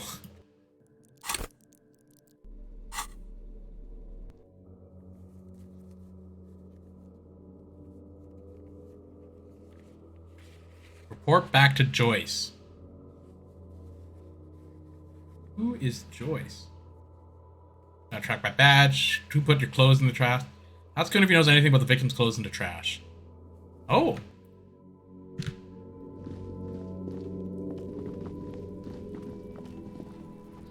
Give me experience for talking to you, Kuno. Fuck does Kuno care? About the crime scene? Yeah. The kingdom of Kuno. The fuck do you want with it? Oh, here we go. The dead man's clothes were in the trash container. How did they get there? Yeah, Kuno doesn't know shit about that. That shit is beneath Kuno. I need to know. It could lead to, right. About something else then. Shoot that shit at Kuno. Dumpster diver. What's the greenhouse over there? Dunno. Kip Dash Gardner used to work there. Gardner used to work there. What do you mean by Kip? Look it up in the library. Kuno's not a fucking dictionary. Fucking small brain. Kuno means the gardener, alright? Hold on, the gardener used to work there? Yeah, that's what Kuno said. She couldn't handle the heat, so she took off. Kuno can take it. Shit's nothing to Kuno. Gardener, she's actually not a gardener. She's trying to be a union fixer. The fuck does this have to do with the Kuno? Kuno doesn't give a shit who she is. You were expecting relaying this information to him to be more rewarding, right? Telling him you found out she isn't a gardener. You know what you should do if you want to get rewarded? Drugs. Drugs are more rewarding than work. Or alcohol, if you don't want to do drugs. Alcohol is just as rewarding, but it isn't a drug. This has been going on for quite a while, hasn't it? Seems kind of boring now, going back to... What was this about? Some yard? Yards aren't interesting. Only drugs are interesting. Drugs and alcohol. You feel sad now, but what can you do? Life has to go on. With a heavy sigh, you say... That lad of yours? No, it's not fucking Kuno's. It's ancient. Look at it. He thinks you're fucking fool, Kuno. He says you climb the ladder up to your magic treehouse. Get the fuck out of here, pig. Kuno doesn't have a magic treehouse. Might have questions later. For now, let's get something else. Yeah, whatever. Kuno doesn't give a shit. Yeah, the king... Yeah, whatever. Kuno doesn't give a shit. The shack? The fuck do you want with it? Good call, Pigmeister. Don't come and talk to Kuno about his kingdom. Running illegal narcotics? Kuno gets it from his dad. Oh yeah, okay, we know this. We know this. The problem is, Kuno and his dad had a little falling out. Now junkies clawing at Kuno's door. Streets going mad. Kuno's got to throw his dirty popo man at it. Okay. Dirty popo man is you. In there is Kuno's violent dad on steroids. Kuno's dad does steroids and speed. If you can take him, you can have half of the speed. Who's your dad, Kuno? Kuno's dad is a fucking monster. He's the most violent man in Revachol. He doesn't give a shit about a single thing. He drinks too. Are you sure you can take on the most violent man in Revachol? In your condition? How much are we talking about here? Like half. Half of what? A baggie, but like in this vial. That's not very much material at all. Fuck you talking about half a G? This shit is giant grade A shit. So clean you can barely see it. You can barely see it because there's barely any. Made my mind, Kuno, and this is what's gonna happen. Okay. Kuno's listening. I'm going there for justice. I'm a narc, Kuno. I'm gonna confiscate that crap. Lie, you need speed? It's not unfair. Yes, I will. Guns blazing. I'm going to go in there, but not for the speed. I'm going to go into the most violent man in Revachol. I'm going to go in there for justice. I'm not going to confiscate. I'm going in there for justice. I'm a narc, Kuno. No, I don't want to be a narc.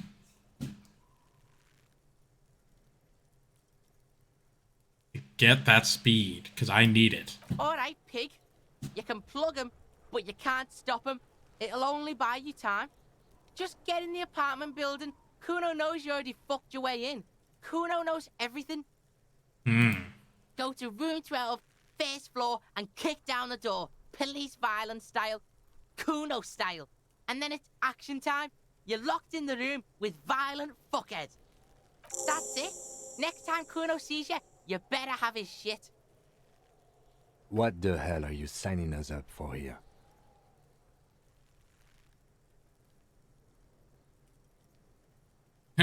Yeah, come on, Kim. Here we go. Okay, then. I'm off. Kuno doesn't fucking care. So Savon Fair, eh? Savon Fair, where are you? Savon Fair. Wow, in my Motoronics.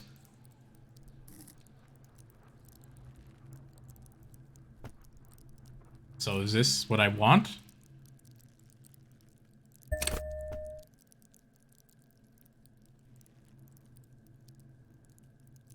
That is the one. Okay. So. Who else has unauthorized through the whirling trash? Find out the person and you'll know who tampered with it. It may take a while. Ugh. So my pants reduced my Savon Fair, so I'm getting rid of that crap. Reducing my Savon Fair? Can't have it. Empty hands. Fine, fine, fine. Faster reaction speed, sure. Don't want to lose my authority. Okay. Now it's freaking on. We're going. This is it. I'm gonna get my coat.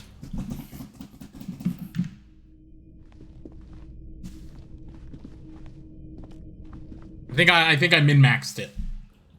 Look at Christian. Mister, I don't want min-maxing, or I can understand not wanting min-maxing. Telling me to min-max. Telling.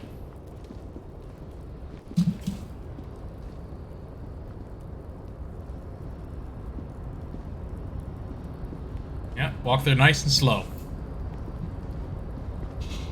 A tarpaulin cloak with possible RCM markings is still caught on the railing.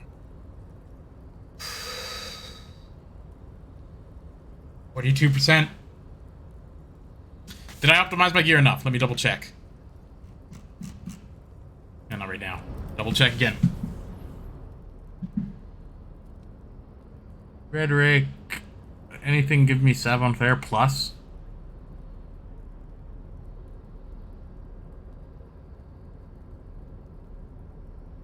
Nope. Okay.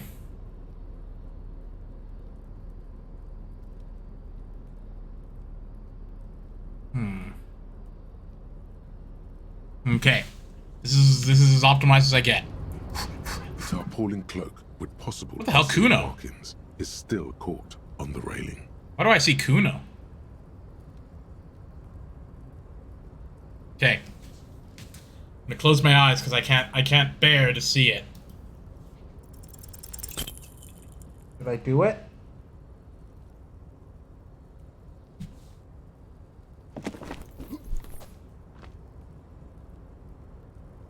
Nope. No. That's still too high. What were you thinking? You're not a gymnast. You're a boxer. And you've climbed way too high up here. Oh, 11? Come on. Look at how close I was. Sure. Just be careful, okay? Looks like you almost strained a muscle there. Yeah, right now. Looks like I need a whole nother level. How am I supposed to get... Where's my badge? Where's my badge? Where's my gun? Oh, I know who Joyce is. She's on the freaking boat.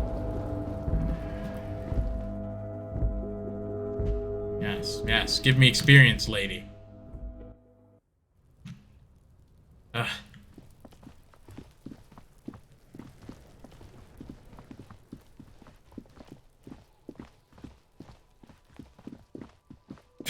Don't mind me running with no pants.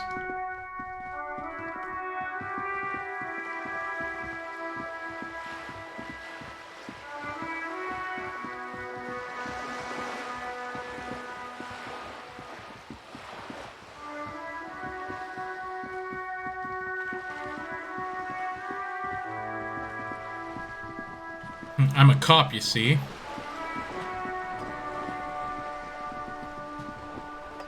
I guess I should put on pants. Take off my hobo hat. And my gloves. Okay, now I look like a detective. You're back. Good. What can I help you with? I spoke with the loreman at the roundabout. Yes, my eyes. 70 experience? That's already almost another level. What have you discovered? Oh, that's good. Where exactly are these eyes located? We've discovered enough to conclude for now. It doesn't really matter. And I do apologize for the surveillance. Wild Pines can't afford to be blind at a time like this. In any case, it's a relief to know someone has looked into it. If I may ask, will there be an official investigation? I assume you discovered there is an operation. She's trying to conceal her excitement, but the slight glimmer in her green eyes tells you otherwise. The lieutenant is about to interject. Cut him off. This decision should be yours.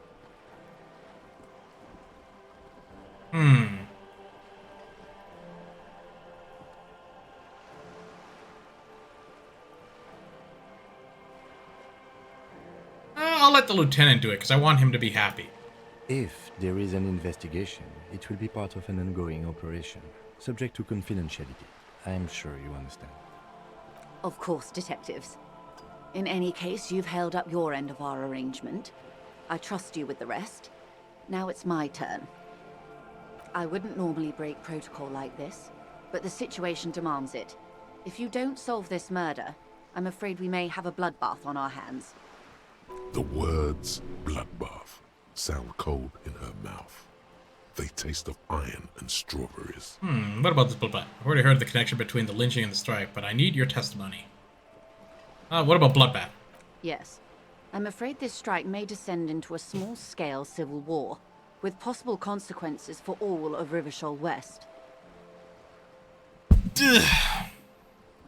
Since you are sharing, ma'am, this is also the RCM's worst-case scenario. Then we're on the same page, as grim as it may be. Okay, heard the connection. I have an indirect role to play, I'm sad to say. My employer experienced a momentary lapse of faith in me. In that moment, they elected to deploy a private military contractor as an insurance measure. They called it my security detail. Momentary lapse of faith. They were dispatched after I relayed the union's initial offer. Every worker... A member of the board. I tried to convince my employer it was simply a piece of rhetoric, or a joke. They did not appreciate the humor. You still need security detail? Absolutely not.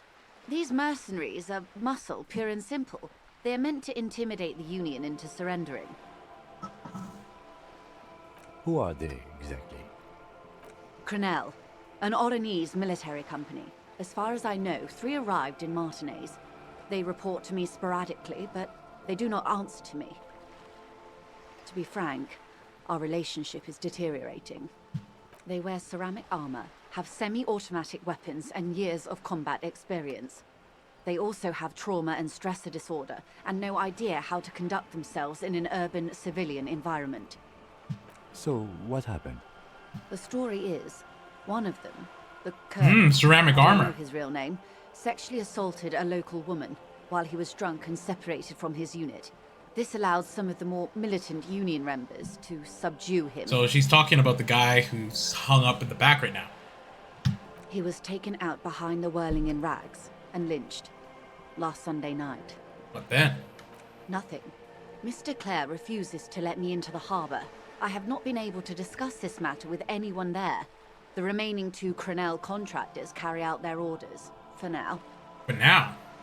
It's a smokescreen. In secret, they are conducting an independent military tribunal into the lynching. Once this investigation is concluded, executions will follow. What is the nature of this so-called investigation? Whether to execute one, some, or all of the Union militants. It will be all of them. The decision is already made. I have to say this is not disco. Maybe the best agent could team up. You know, share resources and intelligence. Boy, oh boy, that's not good. You've made a mess here. Yeah, let's go team up. Surely you're joking. These people are killers. My only hope is that yours provides a single, concrete suspect. before they indiscriminately pick theirs. Simply put, grabs hold of the mainsail.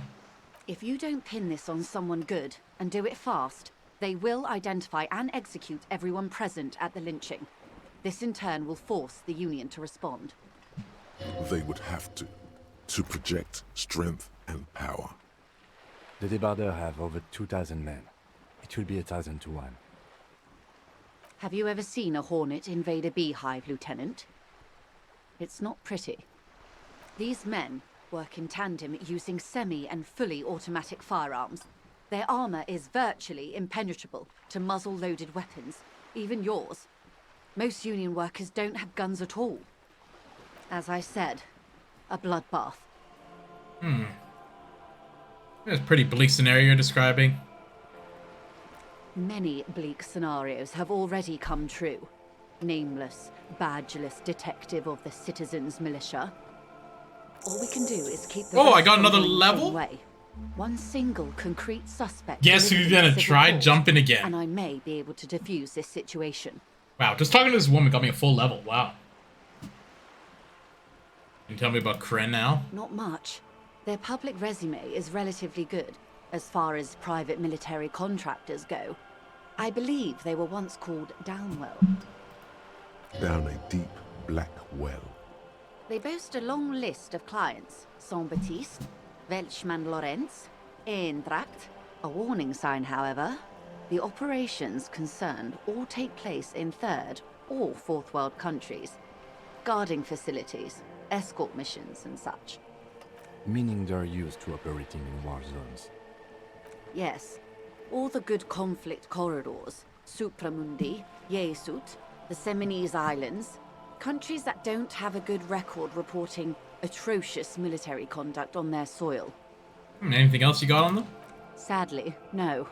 Before this happened, I had little interest in them. Now that I do, I don't have the resources. She thinks. If you still have access to the ICP's database, you could run a better background check than I ever could. It may take some time, though. Do you know a lot about the inner workings of the RCM and the ICP, ma'am? In my line of work, it pays to do your research. I was prepared to deal with the RCM. I did not think I'd be dealing with a group like Crenell. Did you contact the company, tell them to call them off? I have. And they will. However, these orders take time to reach what is basically a rogue unit out in the field here. Until they do, it's all on us. You said the deceased assaulted a woman? Or he didn't. This is information passed on to me from some teenagers loitering around the canal. I cannot testify by it.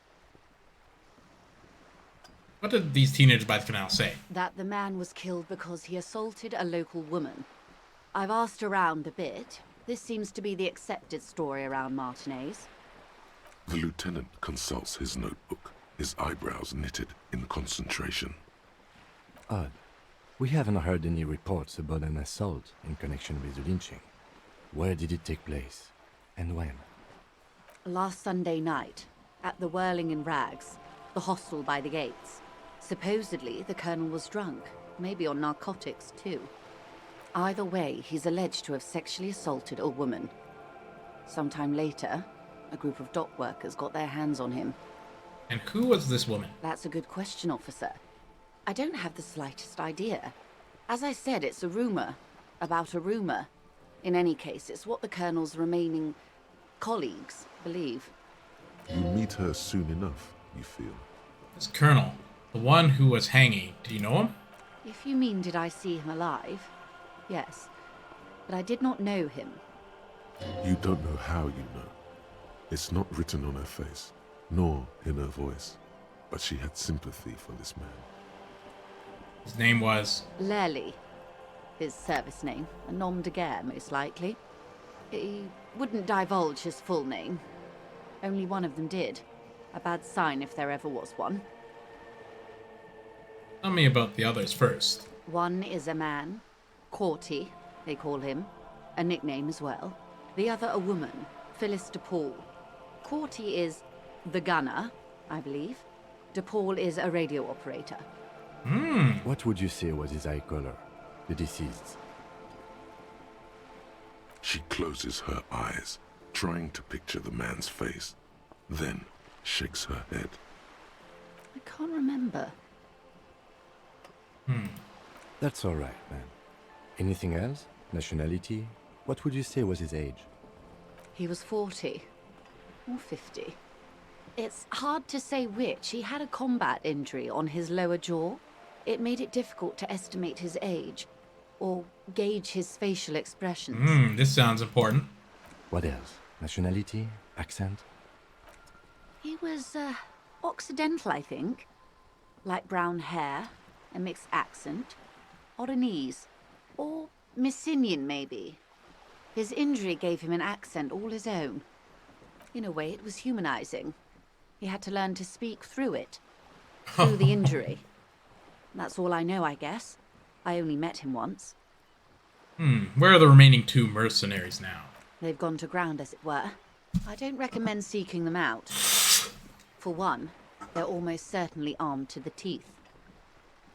They don't have the same respect for the Revachol citizens' militia as I do.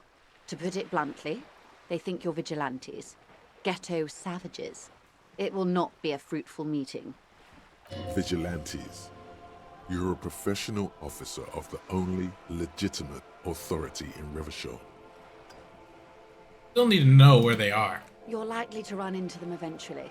When that happens, I'll be in a better position to mediate if I don't appear involved. Oh, frick. Scab leader murder, bad reply true. Clothes didn't fit right. Scab leader built like a brick. Didn't pass background check. We're pretty sure it's the scab leader, right?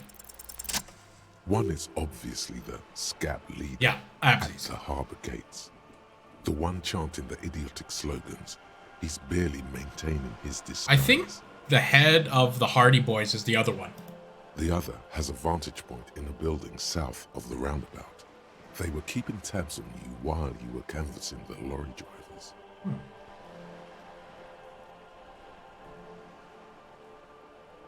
gonna go with this. Yeah. That may be so. I still hope you heed my advice. There's no need to kick the hornet's nest.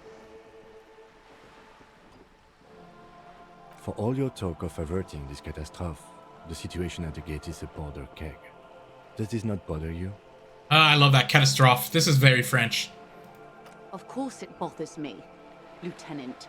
But my hands are tied. How would my employer react if it appeared I were intervening on behalf of the Union? Your concern may be appearances. Ours is keeping the peace.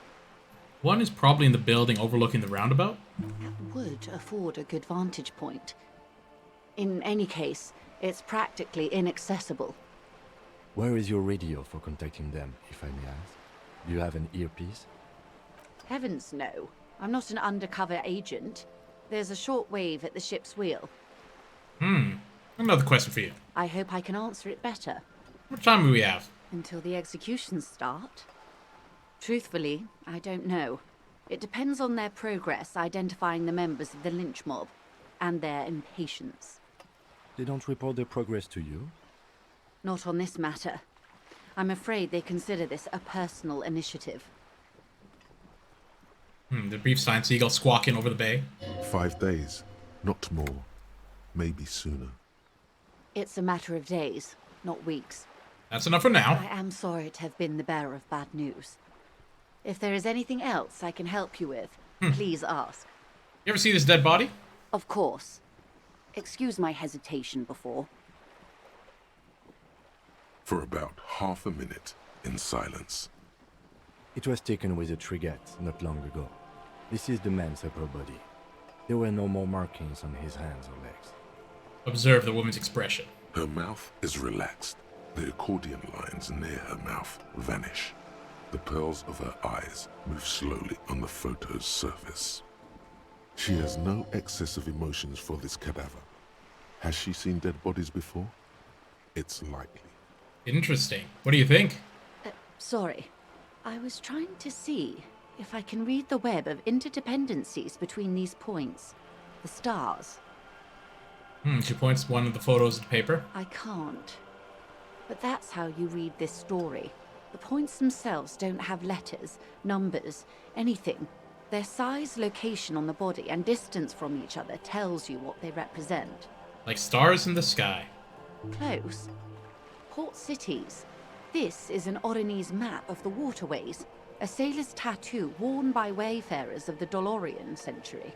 Over 300 years ago, the sailors would mark their bodies to map their travels. What is the use of this map?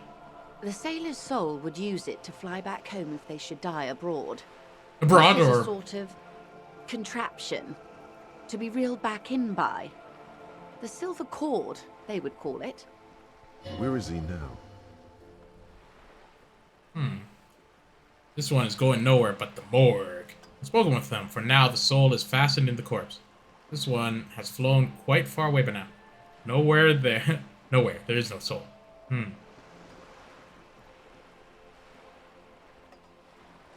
I did talk to him. That is precisely what the sailors feared when they drew these maps. A fear of drowning within one's own corpse. What travels did this dead man make? Quite a few. Vredefort, the Oronese capital, traditionally stands on the right shoulder. He started somewhere near here, I think. What next? Then he made his way to the Pretto Grande, through what I think must be the Stutz Canal, an artificial channel through the Occident. From the Pretto, he sailed to the Insulindic Ocean, first the Semines Islands, then this. She points to his heart. What is this? Revachol. Those are the two constants. Vredefort on the shoulder, and Revachol in the heart. They started the tradition of these maps right after the discovery of Insulinde, at the dawn of the Inter-Eastlery Age. Unbelievably good pun work. Joyce, more like kill Joyce. Freaking genius level. You said you can't read it. I can't. This man was no sailor, and these are no ports. I can understand geographic fragments, but not their meaning. Somewhere in an office lit by a single green desk lamp, Captain Ptolemaeus Price, 58, bald and bespectacled, is writing in a ledger on his desk. Rows and rows of days and weeks, laconic remarks in a single column. Patrol, case, vacation, injured.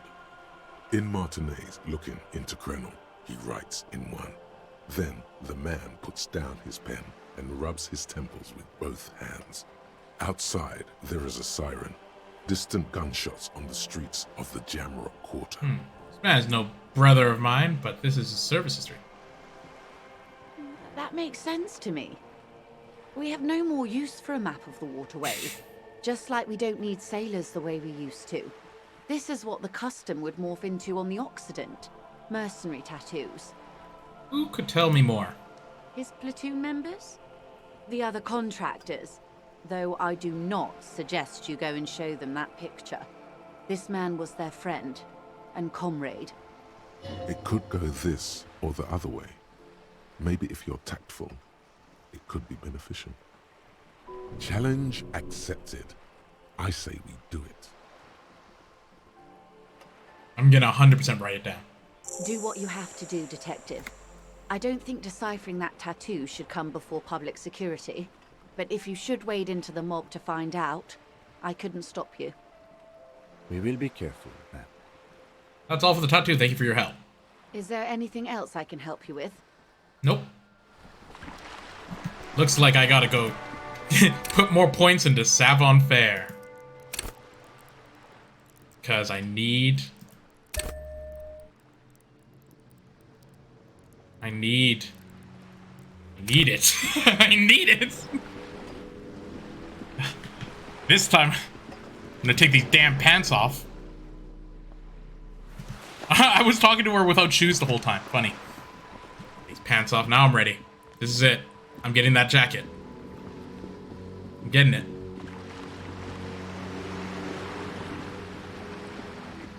Just running around pantsless. Like Winnie the Pooh or something. Just a shirt with no pants. Not even just a shirt. I'm wearing a shirt, like a jacket and a freaking tie with no pants or shoes. But socks. Running around like a crazy person. Vinnie the Pooh. Oh. Too good. This is it. Progress. It's happening.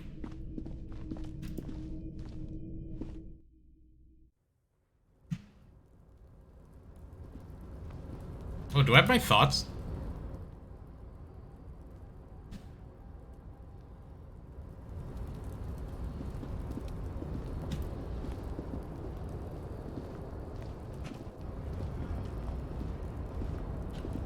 Come on. Let's go. Up there. Ugh. This is it. This is it. This is it. The tarpaulin cloak with possible RCM markings is still caught on the railing. 58%. I'm gonna double check to make sure I'm min-maxed.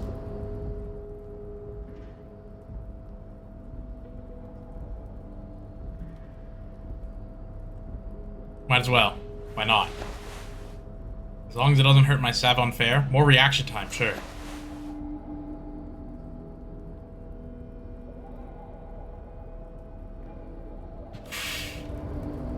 I have to. The tarpaulin cloak with possible RCM markings is still caught Yeah, this is it. on the railing.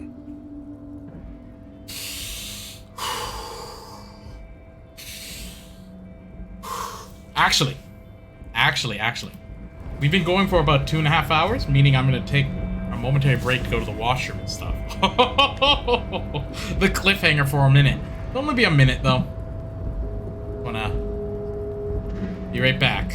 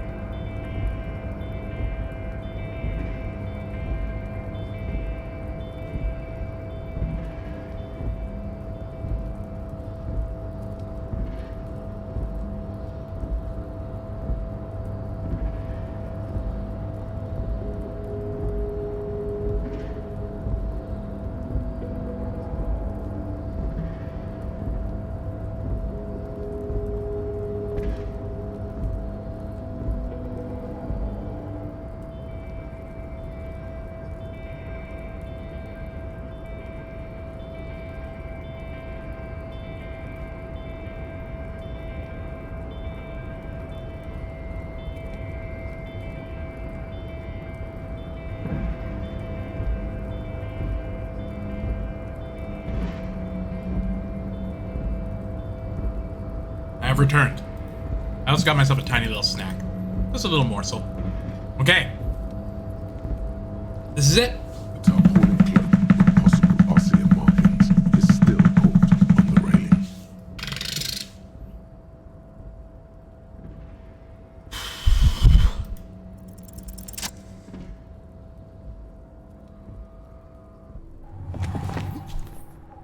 As you leap in the air, a chilly breeze engulfs you, sharpening your senses. Finally! Close your eyes and let your senses take you the world around you. Continue the voyage through the salty air. Close your eyes and let the senses take in the world around you, I think.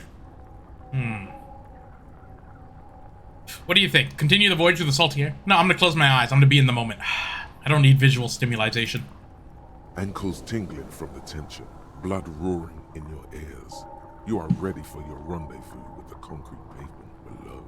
Martinez goes about its daily routine as you soar through the air. The loud voices of protesters mix with the engine sounds from the traffic jam.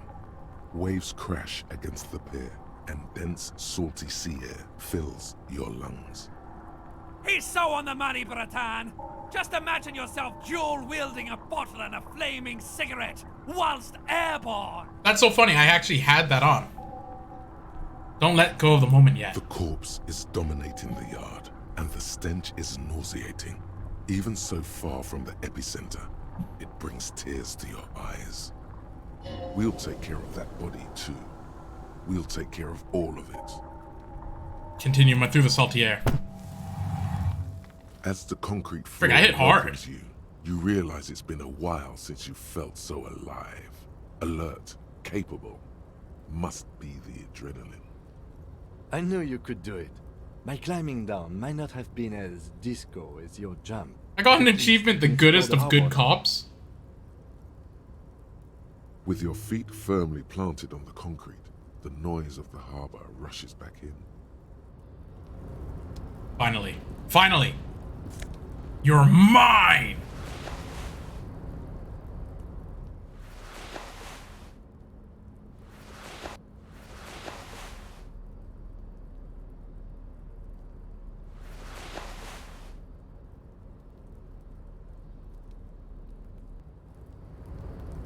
Finally. Yes? Finally. Finally, finally, finally. Oh. Ah! Quest for the jacket complete! You boy!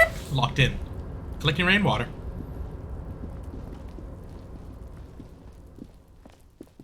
Look at all these bottles just waiting for me to pick them up.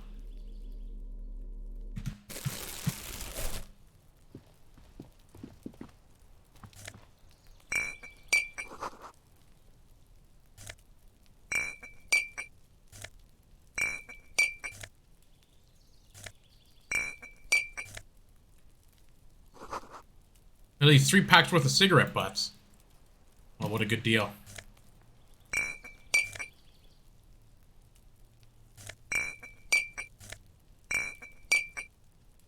Every penny counts. Hey, Kim, get out of the way. I need to pick up these bottles.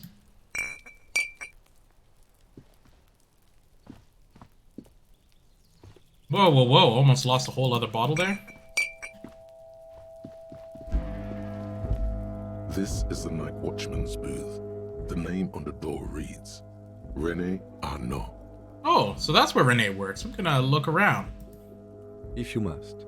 But please hurry. We are pretty easy to spot up here. Nothing incriminating catches your eye. The cabinets are clean and their sparse contents meticulously organized. There's a framed photograph on the table. Let me just yoink that. It's a black and white photo of a young couple out in a street fair. The man, René, is dressed in a Royal Carabinier uniform. The girl is young and very pretty. She is smiling playfully at the camera.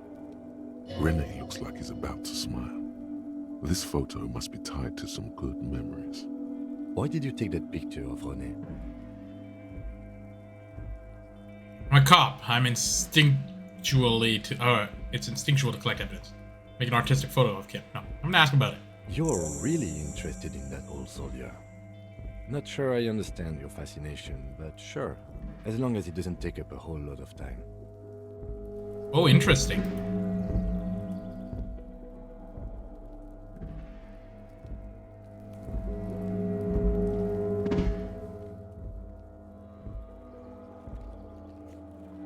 Acquire a copy of the city map. Where do I get the city map from? Awesome. Very awesome. This is the night. Snow is quietly covering the numerous wine bottles and cigarette butts on the ground. Someone partied really, really hard here. Did I do this? Well, yes, I think we can say with relative confidence that it was you. Whoa! If I was wasted over here, did I drop my friggin' badge here? Pretty sad, it must have been Misbah. So yeah, I had a lot of fun. Still not completely convinced it was me. I must have been on an advanced scouting mission in the harbor? Okay, no. Yeah. Yes. This scene isn't exactly ripping with joy. Let's just move on. Can I badge around here? Or my gun? All around you, great machines of in quintessence. My gun over here? Or my badge? White pine trees printed on the screen looks like a forest under the snow. Okay. Ooh, this is exciting. Where am I? Hey there. A rusting control panel with several knobs. 2 buttons marked Marche and Arrête are faded with use. It seems to control the large crane above. A container is attached to its hook block. Oh. So start and stop, eh? If there's a container on it, I'm just gonna leave it for now. Not screw around.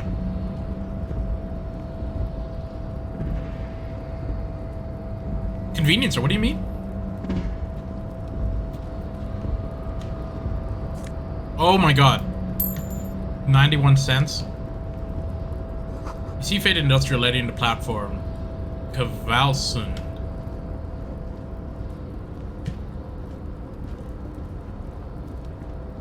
Okay, so I guess... Oh, I see. If I turn it on, I move it here, I bring it down, it drops it, and then I can look into it? Yes, sir. Marche. With a loud grind, the crane shifts overhead, moving a massive metal container through the air.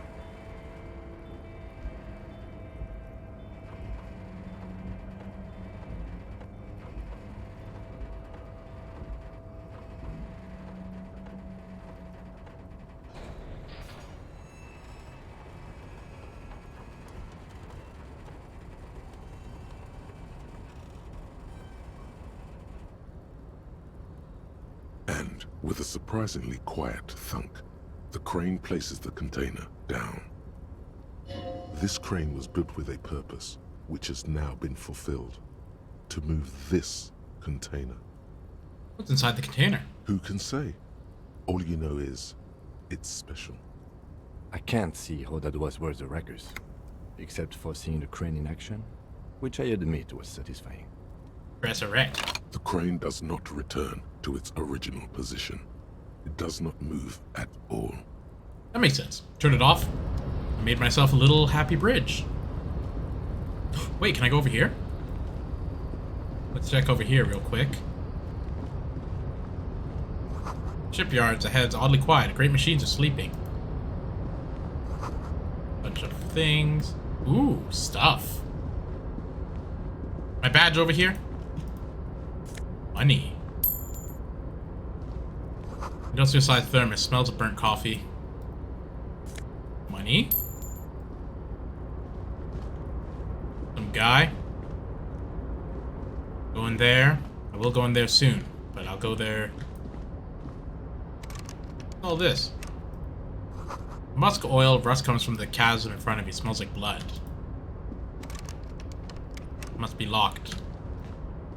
Oh, this is exciting. This is all progress. Progress, progress, progress. Money. Who leaves money around? Just lying all over the place.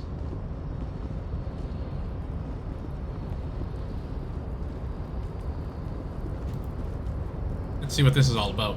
Before you stands a cargo container. Just one of many in the yard. I think there's something special about this container. Is this like your thing with that wall again? Maybe. I can't tell. I think we should investigate further. You do? Because I don't. What? Why not? There are a million containers here. Why are you fixating on this one? It was hanging from the crane. I don't know, it just feels special. Maybe there's contraband. Yeah, it was hanging. You just picked one out because you wanted to interact with a cargo container. We are not here to interact with containers. We are here to get the body down from the tree. Yeah, I'm gonna open this. You attempt to turn the handle, to no avail. The doors seem to be mechanically locked. To your left, the lieutenant considers your actions with some puzzlement. Knock on it. No reply.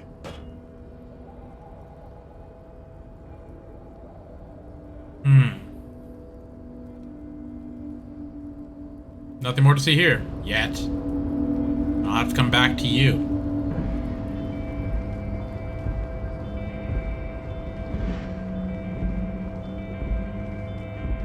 Here we go. Oh, let's see what this guy's about. Banner sags under the weight of the rain and snow. White waves on red. Container, container, I'll turn you nice and red. Container, container, put the logos on. Container, container, used to be Wild Pines. Container, container, now belongs to Everard. Spider-Man's so engaged with his work, he doesn't notice you. Hi. Everard, Everard, Everard, he looks after everyone. Huh? Well, hey there. How can I help you, mister? The look in his deep blue eyes is as sincere as you've ever seen. Kind of makes you feel like an arsehole for no apparent reason. I see you are not a union man, mister. Did you get lost? You're not one of them scabs, are you? What is it with you people and scabs? I mean, I don't personally mind. Folks is just folks, you know, and folks gotta eat. Doesn't seem to be waiting for your answer. Just some of the other guys don't look too kindly on the scabbing kind, if you know what I mean, mister.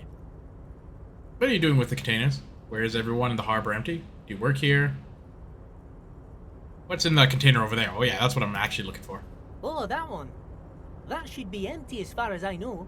Lots of containers here have nothing in them. They're just waiting to be loaded up. Told you. Oh, he told me to right away. I'm looking for the leader of the dock worker union. Oh, you want Mr. Everard then? He's an awfully nice fellow, he is. Him and his brother are both nice fellows. They've lived their entire lives in this here neighborhood. And Costin then immediately continues. Guys like Mr. Everard and Mr. Edgar, his brother, are real good guys. Made Martinez what it is today. Mr. Everard and Mr. Edgar and I went to the same school we did when we were boys. Patience. Deep down you have the mental power to keep listening. Not many would, but you do. Do not interrupt Leonard. Had an arithmetics teacher, Miss Bellows. Her real name was Miss Bellams. She was a real pretty lady, but when she got mad... All the boys liked her, if you know what I mean, mister. We used to sneak in her yard in the dark and peek through the window. One time we saw Miss Bellows with a fellow. Yes, we did, mister. Jesus. Don't say anything, just keep He listening. was naked too. That's all I got to say about that. A boot? Is this guy Canadian? Very interesting, very interesting. Thank you for telling me the whole thing. Thank you. Almost forgot. Mr. Everard is in that container over there. I got distracted telling the story, but he's in there. Nice.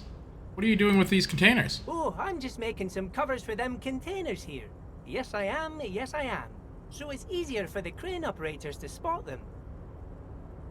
Sure. Let me ask you something else. Sure, mister. About what? Where's everyone in the harbor? Why is it empty? Oh, most of the guys are down at the gates, keeping the scabs from coming in. He ends with a confidential look. We're on a strike. The whole union is. You don't have to work when you're on strike. Ha! We haven't worked for 2 months now. So no one is working? Not everyone is down there, of course. Mr. Everard is in his office, where he always is. And Jean-Luc is guarding the gate. Pause the But thing. Titus and his boys got into some drunken trouble and Everard sent them on a nice vacation. For a week or so. He stops, but seems eager to tell you something. What trouble did Titus and his friends get into? Oh, I'm not really supposed to talk about that. That's union business. Smiles and leans closer. Him and his boys stirred up something in town. Probably drank too much and got into a fight or something. I heard Mr. Everett telling them to take some time off. Don't go all bad cop on this simple, friendly fellow.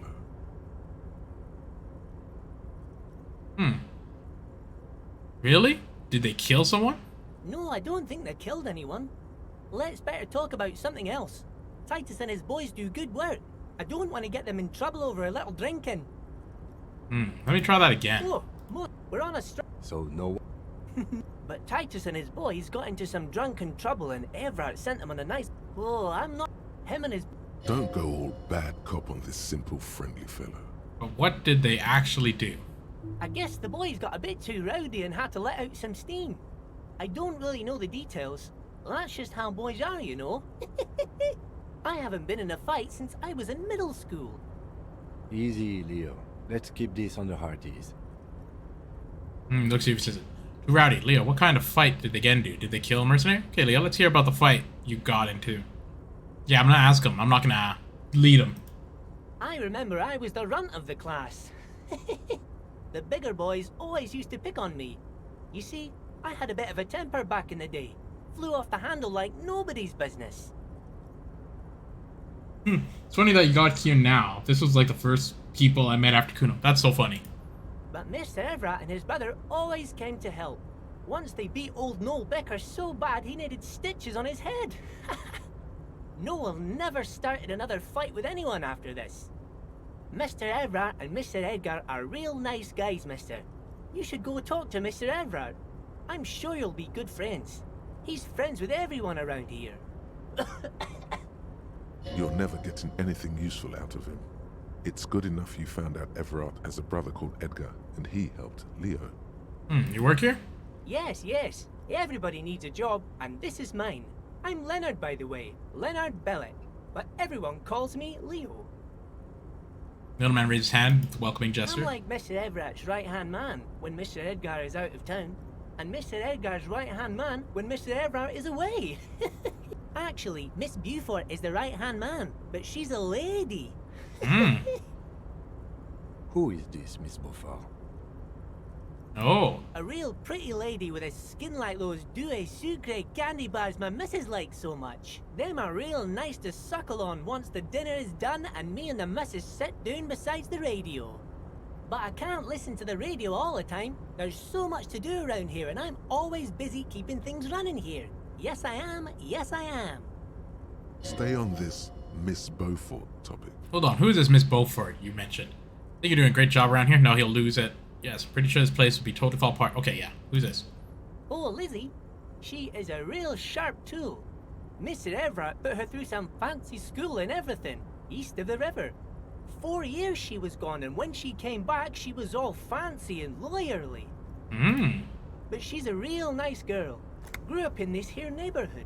Knows everybody and gets along with everyone. Real pillar of the community one day, I'm sure. For a fraction of a second, there's sadness in his eyes. If me missus and me was to have a child, I'd be real happy if she turned out like her. But she can't have kids. Jesus. Dr. Lemaitre said so. And she knows about such things. Been a doctor for almost 50 years, she has. Just watches you meekly with his blue eyes. Think you're doing a great job around here, Leo. Yes, this place really seems to run like clockwork. Keep it up, Leo.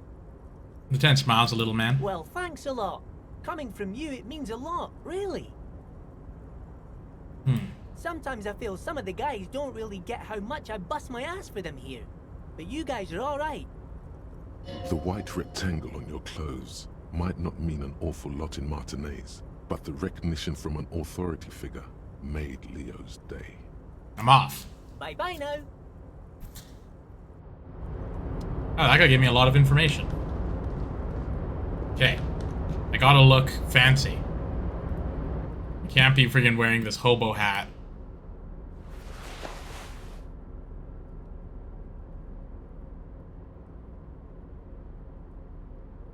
I need shoes. I can't be holding a bag. I don't need gloves.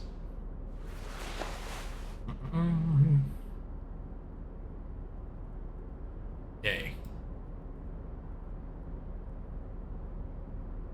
That good. Oh, this gives me shivers too. Wow. This is an upgraded one.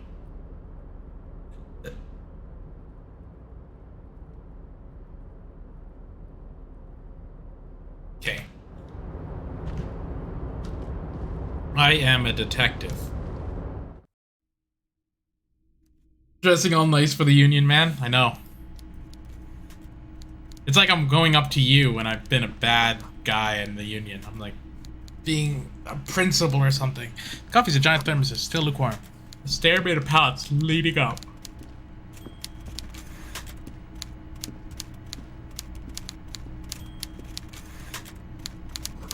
Taxidermy fish that tells time.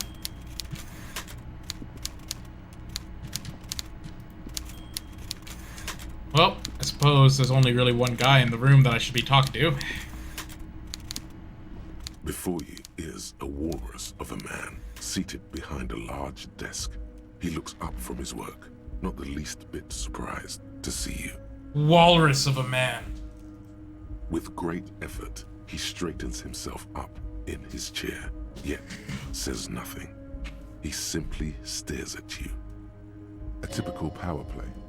Wait for him to speak first. Show him you've got a backbone. Say nothing, stare and look him dead in the eye. That's right. The one good eye of this man fills you up without even flickering. The other, his lazy eye, is constantly moving like a goldfish in a tank. Grotesquely magnified by his +6 glasses. For a moment, you don't know where to look. It is unbearably humid in the trailer. Beads of sweat slide down the man's forehead. I'm gonna keep staring. At first, nothing happens. His face wears a wide and self-satisfied smile. Every now and then, he smacks his big lips. Like a general over his maps, he plots his moves. Judging by the way he's licking his chops, it's going to be a good one. So... Begins to speak up very slowly, purposefully, leaving a pause after his opener. Mr. Dubois, Mr. Kitsuragi, how nice that you found a moment to pay a visit to the Debardairs Union. I'm Everard Clare, head of this little operation here. I like this guy's voice. I'm Everard Clare, and I'm the head of this operation here. Please, have a seat. He gestures to a tiny folding chair opposite of his giant desk. The folding chair looks like a torture device. Extremely uncomfortable. You go ahead, detective. Nods at you and then the chair. Whatever he has in store for you, it can't be good, he thinks. I'll do my best. Forget about that. What's with this Dubois stuff? You're getting some seriously bad vibes from that name. Why are you calling me Dubois? I would rather stand, because I'm sassy and I don't want to sit in a folding chair. What if I have to get up and use it as a weapon, wrestling style? Please, Mr. Dubois, let us converse in a civilized manner, as equals. Take a seat. I insist. He's trying to throw you off your game with this Dubois nonsense. Don't give him the pleasure. I don't sit. It's kind of my thing. Very well, Mr. Dubois. I respect a man with strong convictions. As he nods, his multiple chins move up it like an ocean wave. I, too, have convictions. One of which is that I will not engage with any man who won't face me at eye level. Should you find yourself more amenable in the future, I'd gladly resume our conversation. But until then, I'm afraid I must ask you to leave. God, I'm gonna have to sit. But don't leave either. You're going to have this conversation on your terms. You just need to remain headstrong. Yep, I'm just gonna remain standing and don't go anywhere. Everard starts whistling a little worker song. He really is trying to ignore you, or will you out of existence. I'm gonna have to stand strong. The lieutenant stands right next to you, not showing any signs of impatience or boredom. I see you are an extremely stubborn man, Mr. Dubois. That ain't necessarily a bad thing. The big man looks you in the eye and speaks. You did it. This might help against whatever comes next. I love that. It was just like, well, you could actually talk to me, or you can leave, because I don't want you standing there. And then I was just like...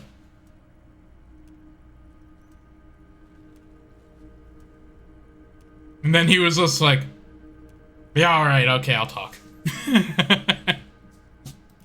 So tell me, how can the head of the Debardairs Union help a representative of the Revachol Citizens Militia today? Oh, by the way, I heard you got a rather rude reception from a certain Lawrence Gart. Some people have no manners, it pains me to say.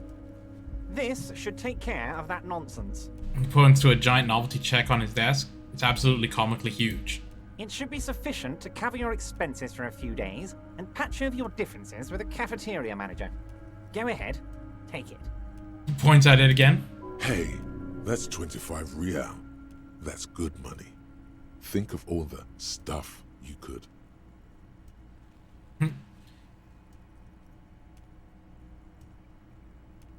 Well, I don't want to get angry. Wait, you know Gart? Yes, I know Lawrence. He's a real character. No union man in him. A real piece of work, that boy is. I don't need the 25 real, I think. I got enough cans. Keep it, I'm good. Okay, okay. I respect a man with principles. No handouts, then. He crosses his arms on his ample midsection and sinks further into his chair. Now, I'd like to set your mind at ease about one other matter. Your lost gun. Mm-hmm. Let me assure you, Union people are on it as we speak. I've got my best hounds looking for that lost gun. His slug-like lips move, but all you hear is an echo. Lost gun, lost gun, lost gun. Lost gun? The world is swallowed by a black hole of fear. Only two words escape its gravitational pull. Lost and gun.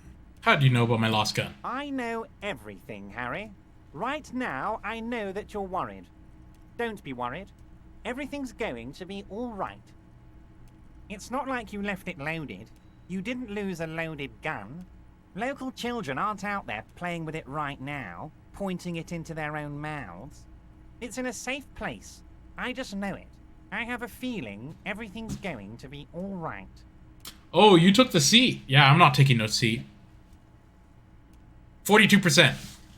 That's not bad. Better, it's like it's better than 1 in 3, but not good as half. It's on the better half of the... No, it's not. Screw it. Close my eyes and see what happens. Who does this guy think you are? Yes! Ronnie the Rookie? You ain't worried about no lost gun, or unpaid bill, or forgotten name. You're the bad cop. You're probably more corrupt than him. Who does this guy think you are? Yeah. Wait, that's it. That's my point of pride here. Relax, loosen up, get comfortable. You cross your legs and yawn. The fat man does the same, sinking deeper into his chair than one would think is physically possible. He seems to be enjoying your display.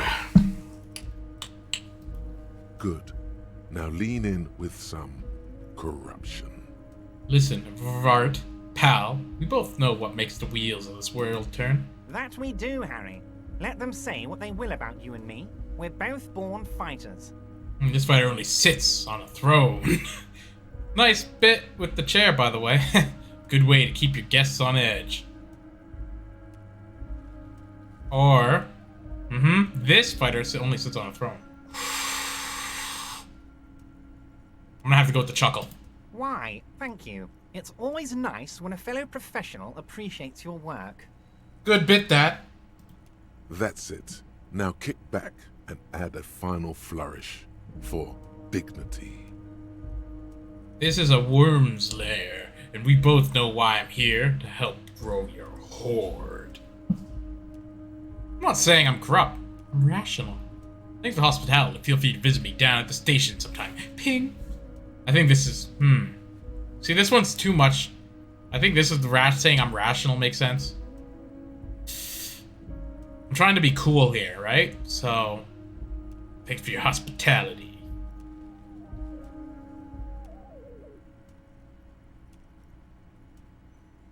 I think this is the coolest line. You strike me as a reasonable man, Harry. I like that in a law man. Let's cut to the chase, shall we? What can Everard Clare do for you? I think we'd like to ask you a few questions. Don't you think so, Detective? The lieutenant looks quite fed up with this situation. Questions will show him who's boss. Why do you call me Mr. Dubois? Why? Of course. Let us dispatch with the formalities. You call me Everard, I call you Harry. That's what the hanged corpse called you. Harry. That's really my name. My God, so it's true. I didn't want to believe it, but you are a fantastic science fiction amnesiac cop, aren't you? He shrugs and makes expression. I think the odds of that are very low. It's true. My memory's a bit hazy. I assure you, there's nothing to be ashamed of, Harry. You're among friends, and the good news is... Taps the folder in front of you. I have a big fat folder on you, Harry. I'm sure you have a lot of questions to ask. Maybe I can help you out. Don't trust him. For all you know, Dubois might be his name. You need to confirm this. I'm sure you had some concerns you thought I might be able to address. And you were probably right. I can. Are you trying to tell me you've gotten hold of some of our documents? Lieutenant Inspector Neverend over with spectacles. Mr. Kitsuragi, would you mind? Me and Harry are talking about his lost identity right now. Asking too many questions will make you look weak. You should maybe focus on the folder. Let me just say, what's with the full name? Do you know anything about my family? No. Where did you get the folder? Ah, this? My friends in your organization gave it to me, Harry. I find that very suspicious. May I have a look? I'm afraid this is meant for Union eyes only, Mr. Kitsuragi. I'm sure you understand. Please continue, Harry. Drama. Very low chance of doing it. It cannot be retried. Oh.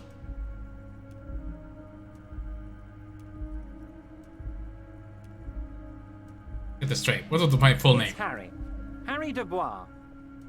You feel like a Dubois, but you don't feel like a Harry. Strange.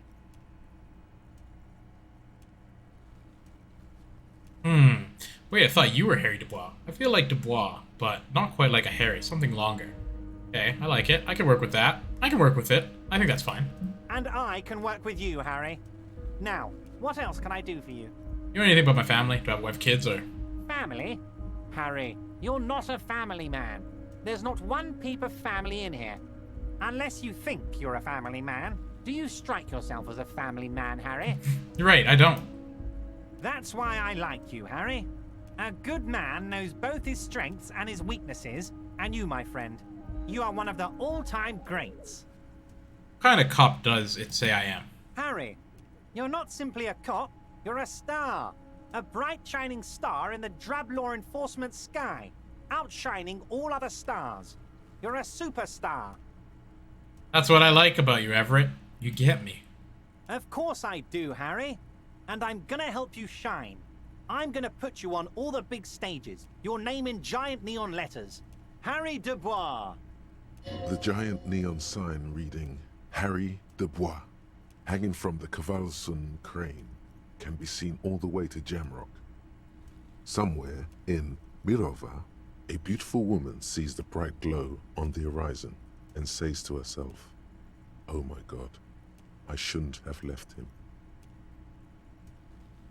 Let's talk about other matters for a moment. Of course, Harry, of course. Let's not linger on personal details and amnesia. You wanted something from me. I'm gonna leave now, but we may need to talk again. Wait. You need this to get in and out through the gate. Oh, thanks. I wonder how it's supposed to. Great. Wouldn't want to get stuck. No, I think. Here, you're one of us now. A real red and white Union man. Take care, Harry. Hey, I'm not done talking with you. I just know that I have drama that I have to deal with, so I might as well put on some drama gear.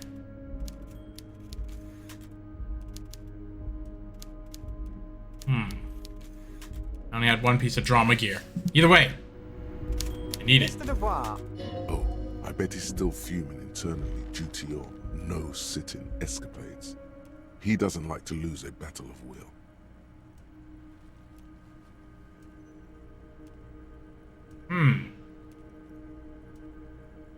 Where's the thing? The check is gone now? Ah, I thought I could get back and be better at it. Yeah, I sold it in local drug trade. What? Harry, how could you say that to me? You know I appreciate a joke as much as any Johnny fat guy, but I can't take slander. Are you actually investigating this? No, I'm not. I'm gonna lie. You've hurt me, Harry. Me, a friend. But you know what? And gets over it in 2 seconds. Seems like it didn't really hurt him. I trust you, like I trust all my friends. And I know you'll never talk to me about this again, because you don't want to wound me. So do what you want, and let's change the subject. Thank you for your understanding. We will continue to do what we must. You too, Lieutenant. You know, I like you, but you never were my favorite. I'm a Harry guy. I'm Team Harry. None taken. Did we have anything else to do here, Harry?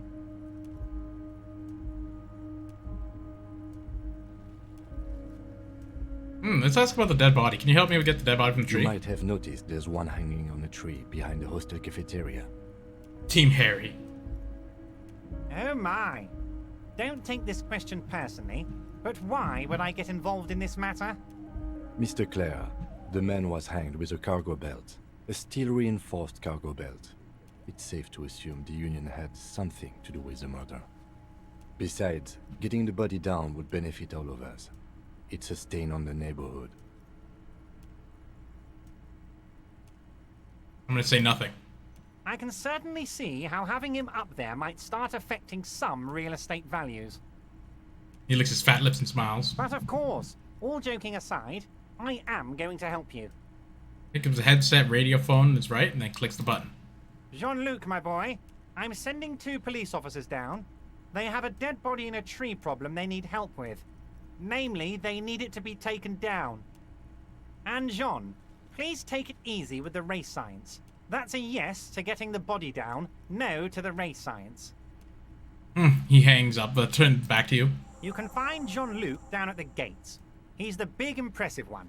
You know, tattoos, muscles, ethnic looking. Can't miss him. Great guy. Why'd you ask me how he got in? Harry, honestly, I'm just relieved you didn't get a hernia. A man your age. I, too, am surprised by resilience and athleticism of the tool I've been provided with. Tap your chest.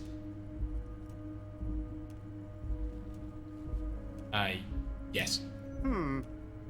You did look like you were gonna collapse and die when I told you about your lost gun. Anyway, I assure you, I am a very well-informed man. Information reaches me before I even get the chance to request it. Let's hear it, Harry. I do get a try. Everett's large hands are covering the folder, but the look on his face says, I know everything about you, Harry. He knows everything about me. I got nothing to hide. Oh, Harry. Oh, wow. This is really something. I'm sure it's not that bad. At worst, he has an old RCM folder, and I very much doubt even that. So how about it, Harry? You need assistance, I presume? Of course, Harry, of course. Let's talk about my lost gun. Yes, your lost gun. My best men are on it. They're turning every stone, searching every playground, asking kids, grandmas, everyone.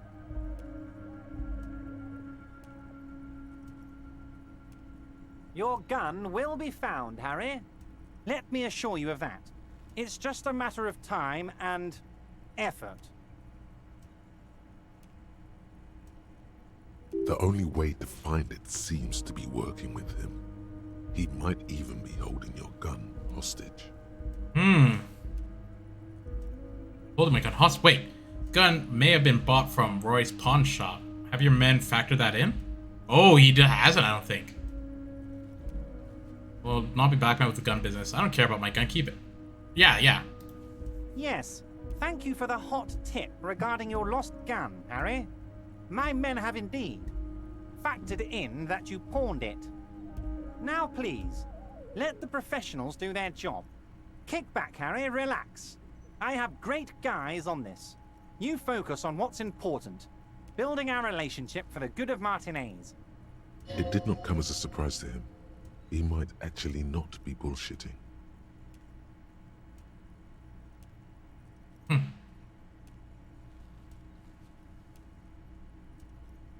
mean, if I do things for you, I'll get my gun back? Damn it, Harry. That's exactly what it means. I'm only kidding, of course. He is not. Of course. I understand. We help you. Interesting. You help us.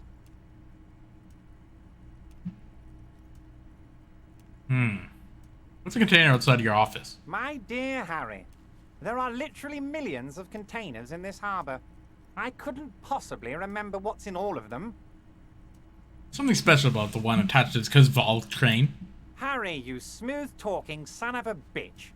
Time is a precious resource, and I don't have enough of it to count containers with you. Smooth talking. Maybe that's the way to go about opening the container. You should at least try convincing it. I want to talk about the hanging. Oh, of course. That's your main thing here. That's why you're in Martinez. I know everything that goes on around here, and I would love to help you, like I'm helping you with the body and your lost gun. I mean, it's no secret that the lynching is connected to the strike. So much to talk about. Honestly, it's been weighing on me so heavily. I understand you need to interview me. I understand there's a but. But there's a thing that's been keeping me up at night. I want to talk about the hanging. I mean, if we could just calmly talk, exchange information, we could blow this thing wide open. Yes, that sounds good. Let's do that. But I can't think straight with this thing weighing on me.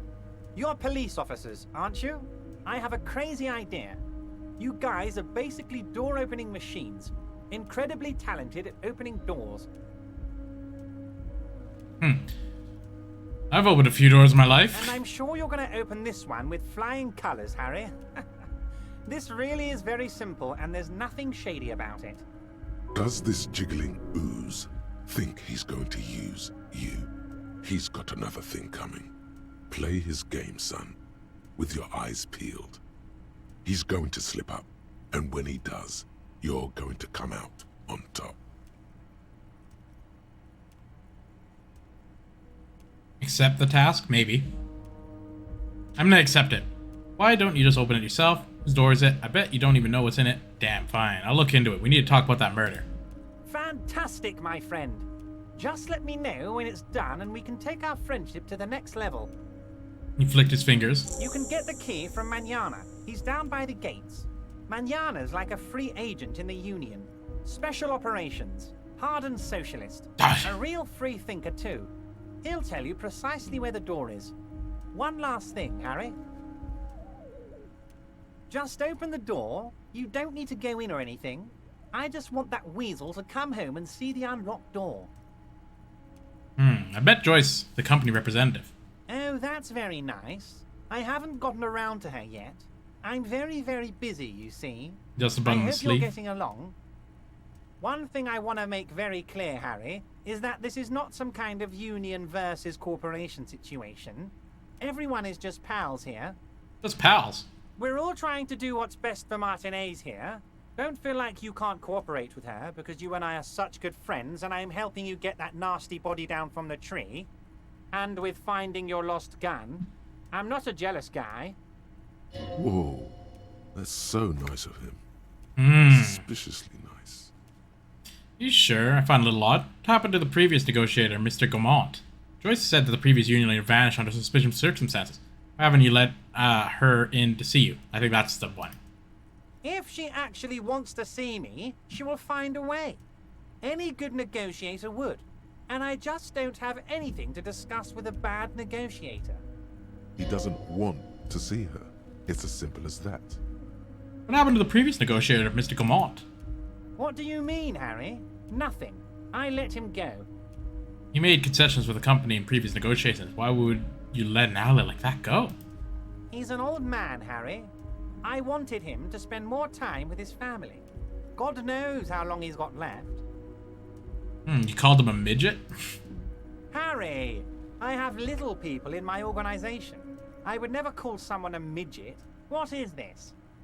Honestly, I'm beginning to think you're a midget, Harry. Oh. I'm only kidding, Harry. You're not a midget. No one is. We're pals. It's hard to say if he really lost his temper, or if this is another one of his tricks. This sure man, I'm just a nice guy, Harry. I wouldn't be where I am now if I wasn't nice. Politics is all about emotions, and I want you to have positive emotions when you think of me. Yeah, thanks for coming by, Christian. It's been lovely having you chime in while I do this. Get some good rest in that new place. Now that you can rest, that's all moved in. That's good. Okay then, positive emotions it is. You like positive emotions. Joyce said the previous Union vanished under suspicious circumstances. Vanished? Harry, the woman left her casserole in the oven and couldn't make it here in time for the voting. Oh, did I leave my casserole on? Better go home and check. The election can wait. When she got back, the whole thing was over. Wait, there was no mention of a casserole from Joyce.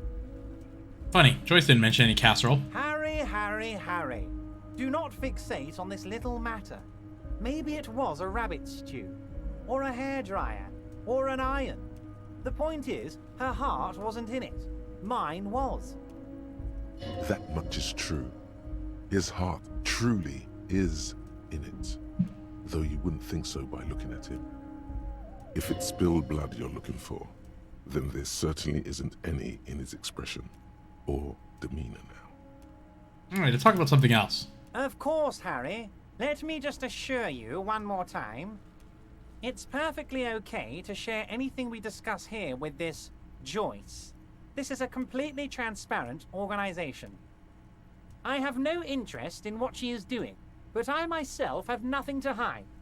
Your business is your business, and I respect your privacy. Just remember, none of this is secret. Tell her about all of it. My brother's picture, my singing swordfish clock. Tell her how overweight I am and how I'm helping you find your lost gun. Tell her about everything. Everett doesn't mind. This is weird. Not nice weird, but okay. I just finished investigating my local drug trade. Ah, yes. Your side investigation. Thank you. You've got some spirit clearing up phony drug accusations alongside this murder. I'll talk to the mayor and see if I can get you the key to the city, Harry. Now let's talk real business. Not even a speck of anger in his voice. That's that then. I'm gone. See you soon, Debardeur. Just kidding, but not too much. Okay. Ooh.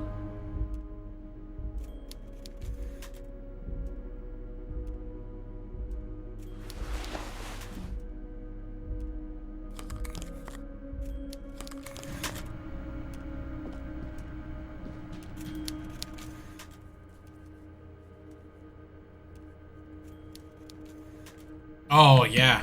That's gonna be fun. Telling Measurehead, I'll be like, hey, listen, guy. I need you to get this body down.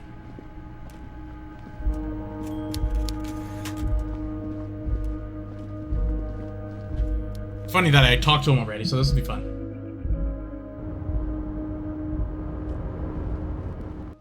I'm suspicious of what's in that thing.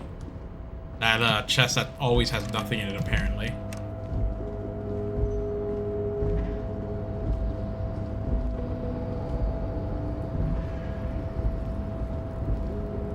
Pretty excited to see what's gonna happen when that body's finally down. Wait, didn't I just get a key? Would that open this?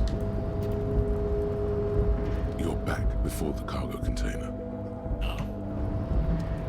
There's something in there though.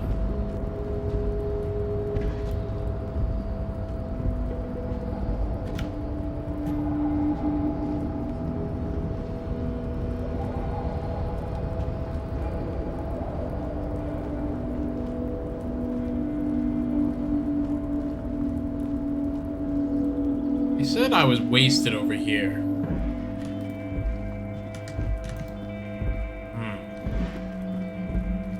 Okay, I gotta go back to frickin'...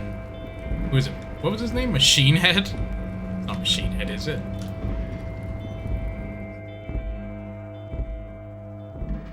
Oh, wow. Radio emitting strange buzzing. An imposing combination of a punch clock and a payphone is looking down at you from the wall. A note on the side says, tokens unavailable due to strike. Use change. Ah, you know what? I will do that. The machine swallows your coin and seems to be waiting for your next move. Let your muscle memory dial a random number. Your fingers run over the dial pad. 005. That's the dialing code for Revachol. 4952, and a moment of hesitation before entering the final numbers. 993. Calling. Calling. Still calling. Then. Video Revachol, 24-hour video rental. You rent 8 and 10mm film for home use. This is Lummy. How may I help you? What is this place? Video Revachol is a 24-hour video rental. You rent 8 and 10mm film for home use. This is Lummy. I mean, what is this place to me? Sir, I don't know. It's a video rental. Maybe you rent videos here. Do you know me? No. Why did I call you? Maybe you called to extend your rental period? Do you need to extend your rental period? My name's Harry Dubois. Do you have anything on my name?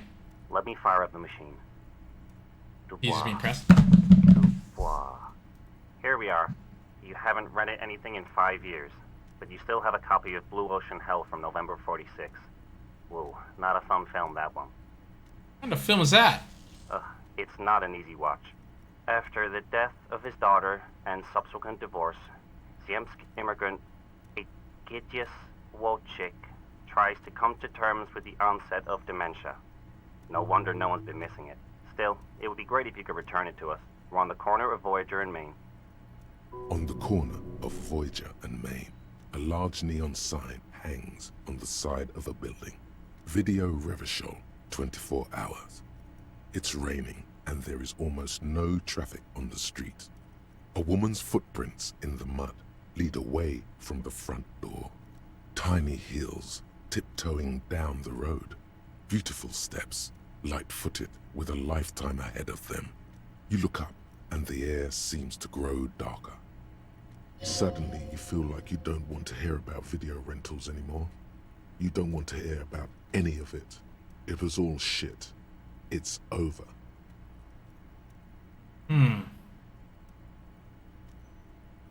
What was this? It. You might feel sad about Video Revachol 24 hours. That's enough for you today. Let's conclude this call. We're done. Hang up the phone. Book La Fume, Volume 1. Someone left a coffee machine on. Standard officing. Dark liquid in the pot looks almost sentient. Dewey typewriter, the model name on the back. Every worker equals member of board written on top of the flyer. On second glance, someone has forgotten to properly close one of the drawers. It's unfortunate for the Union to just leave their paperwork lying around like this. Let's see what's inside, he thinks. The Open. drawer opens smoothly. Inside is a well-organized selection of brown folders. Oh, browse. Hundreds of documents containing logistical data. 2 kinds of transactions stand out. Materials coming into Revachol from the outside world, from Muindi, Grad, and even Ilmara. And the same materials being handed over to companies inside Revachol.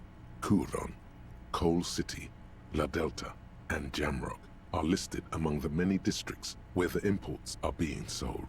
Anything interesting? It's hard to make sense of this thicket of company names, dates, quantities, and percentages. You try to focus, but the lines are getting blurry. I'm gonna force myself. Look how blurry all the lines on these papers are. 92? Your own willpower is to yourself. You're like an absurdist Samaran monk, focusing through not focusing. I let my eyes go completely in focus. All shapes start melding into each other. Could I actually focus through not focusing? You're a police officer, not a spiritual healer. You can focus the normal way by turning your attention to something and not letting go. If I let my eyes go completely out of focus, all shapes merge together. Is that what you're doing with those folders over there? No, of course not. Good. This is probably not relevant to our case anyway. After all, we're not investigating an accounting mystery. Are you kidding me? I'm doing it again. 3% chance of failing. Whatever's hidden here is hidden well. Concentration isn't enough. Only a trained accountant with a background in logistics would be able to really make sense of it. However, there is a little handwritten note stuck on the side of the drawer. Little peeksy poo here. It appears to be a to-do list written in large, uneven capital letters. Remember, Leo, Everard's shoes. Special whirling borscht. Water Everard's plants. Sweep office floor. More banners. All items on the list have been crossed out, and the note itself is crumpled. Look, Kim, a to-do note with a list of errands for One every... of his aides must have left it. Nothing incriminating here. What is so special about this borscht? Code for drugs? Booze? Blood? Remember, Leo, Everard's shoes. Special whirling borscht. Water Everard's plants. Sweep office floor. More banners. I have a feeling it's like ESWSM or something. It's just like a pattern or something. Or is it the back one? SBPF. All items on the list have been crossed out, and the note itself is crumpled. The drawer slides shut smoothly.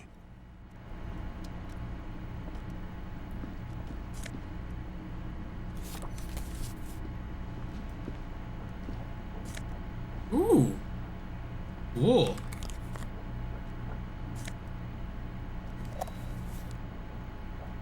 Okay, looks like I've rummaged through here.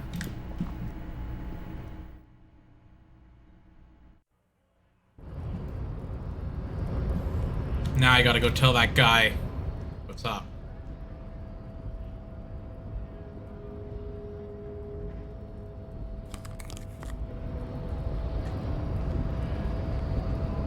You have to do what I said because your boss told me to.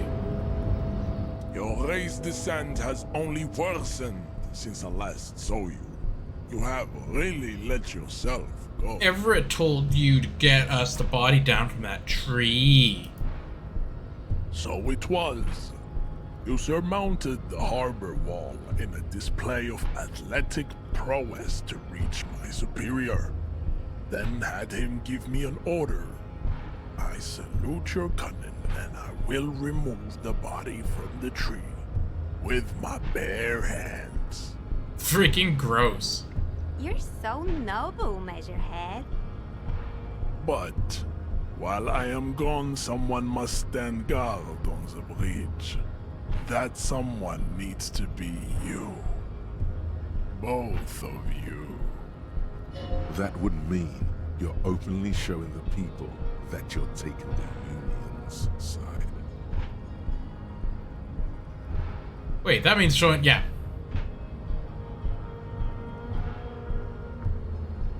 Lieutenant, what if we don't want to do that? That's what I'm thinking.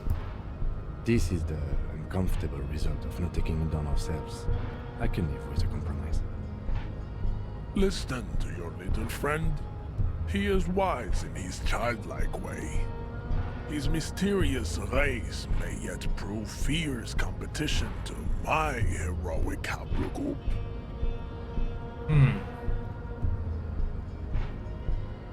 I don't want them to think that I'm on their side. Because I haven't picked any sides.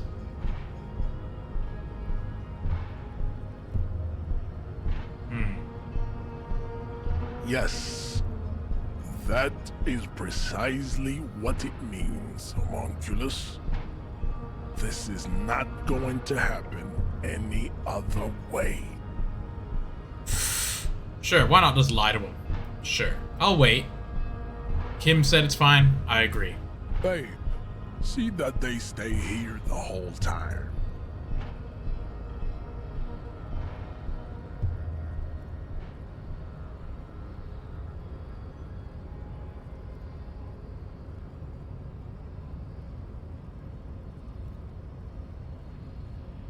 The woman's gaze follows Measurehead as he leaves. So, you guys are like cops or something? Yeah, why are you with Measurehead? Look at him. His craniometric perfection. Are you cops or what? Yeah, we're the law around. Apparently so. Cool. I like men with guns and power. I'm Katya, by the way. You hear that? That sound. He's breaking something. Yeah, Jean-Luc must be really tearing it up over there. I wish I could see it. I also wish I could see it. Look at you! RCM rent-a-cops! Guarding that bridge like Everett's lapdogs! Is this where it's at now? See, this is the problem. RCM is for sale! I'm gonna have to tell this guy he's a scab. Spoken by a mercenary pretending to be a worker. Oh yeah, exactly. I'll work wherever I want! It's none of your business! Yeah, none of your business.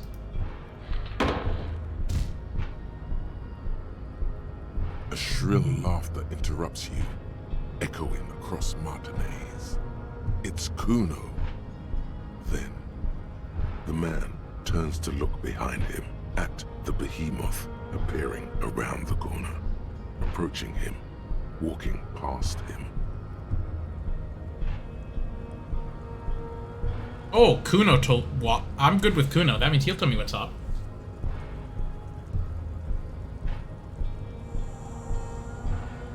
The corpse has been removed from the tree. Stand down and congratulate yourself. You have sided with Ray's victory today. There's no side choosing. We did what we had to do to keep order. And what you had to do was to become a Union man for all to see.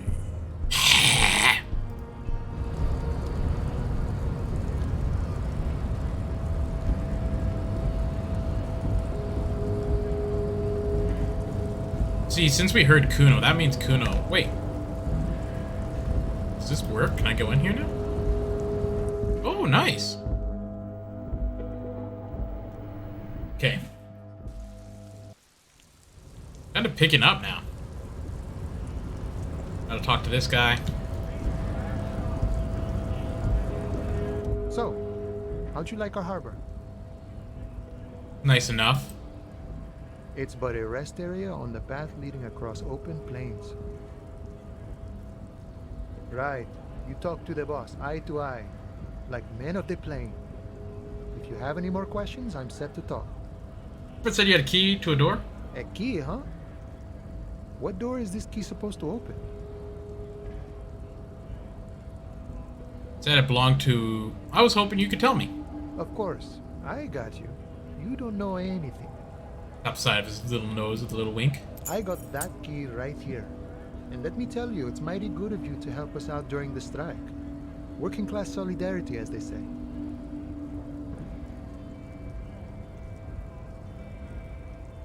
Polar weasel. Oh.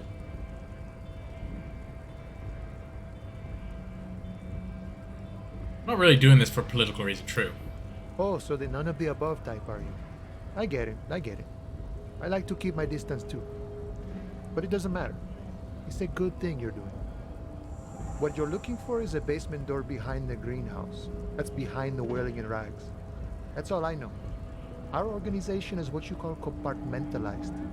Means we keep out of each other's business. Oh, I know where that is. Okay, but where did you get the key from? The janitor gave it to me. Nice fella. We talked about life and things that really, truly matter. None of this mess we're in. This jiving and juggling. What's it for? To feed our children, I guess. Anything else I should know about this task, the weasel person? When he'll be home? I'm more of a philosophical dock worker. I like to talk about the big picture stuff. Who I am, who you are, what we are fighting for. Big sip from his flask. Who he is, and what they're fighting for? This is interesting. Ask him about the Hardy Boys. Actually, do you know anything about the Hardy Boys? Los Hardys? They're an independent militant group. A bit too high-strung, but it comes with the responsibility. They're sort of like you. Preserve the rule of law and all that. Except it's Everard's law. But really, they're just like you. Is he actually comparing you, an officer of the law, to some neighborhood vigilantes? I'll let it go. The man whispers a jaunty tune. A coastal breeze ruffles his hair. Why are you striking? We're negotiating our share. Your share? Aye. Wait, so not wages or pensions or... Like, how large a share are we talking? Oh, economic stuff. I get it. I want to talk about something... No. Yeah. All of it. However, right now we want all the harbor workers to be on the company's board. so they could take part in the decision-making process. Bossman Everett, what can you tell me about him? I think it's best you make up your own mind now that you've met him. In my eyes, he is a capable organizer and a decent businessman. Bossing the Union entail anyways. I guess you kind of get to be the village chief. He oversees the harbor, makes deals with the owners or other relevant parties, watches out for his own. By that, you mean corruption? By heavens, why would he not be corrupt? We live in a harsh and disordered world, see? And in this world, the old man is corrupt for our benefit, and we know it. Appreciate it even. He is, personally, not too lavish. Does seem lavish to me. You're right, he's very ascetic. Okay, he's reasonably lavish, sure. That's his prerogative. It's not like you want a saintly demeanor on a corrupt motherfucker. That would be a manipulative illusion. Besides, there are no non-corrupt systems in the world anyway, and moralism is the most corrupt of them all. Not you, you would like to say. But then there's that weasel door. Are you a communist? No. I don't think I'm a communist. Seeing something of value and saying I want it all to myself is a much older and simpler notion. No science to it at all. Even a weak child can think it. The only things holding someone back are I can't and I shouldn't. Cool. I don't have anything to add to that. And none of the above kind of man. No harm in being that. Spend a lot of time thinking about the political system. Sure. I've had the necessary free time. Fortunately, there's always time. The look in his brown eyes conjures up an understanding. For him, having command of his time is the most important thing. The man sits on the railing, his hands reaching far and wide. Yet it feels as if he could, effortlessly, go even wider, if need be, an endless torrent of time. Yeah, it is who killed the hanged man. The mercenary, eh? Who could have killed him? That's indeed the question. Why even do such a thing? Harbor is a primary area of suspicion, opinion. Why did the dockworkers involved in the killing? What a thought. Why would noble workers resort to such a thing? Unless they were pushed, of course. Pushed how? Your dead guy was an enemy combatant. Hold on. What does that mean? He was an agent of the opposition, attempting to undermine our honorable efforts. To kill him? I ain't the murdering type, but that's just me. Large organizations like our union have all sorts of men, with all sorts of skills. He means a more violent faction could easily take care of such a thing. Interesting. Understood. This has been of limited use. Still, thank you. No problem. I wish the best to you in your search. Sure, I'm glad it's not my search. Okay, the body's down. Gotta talk to Kuno.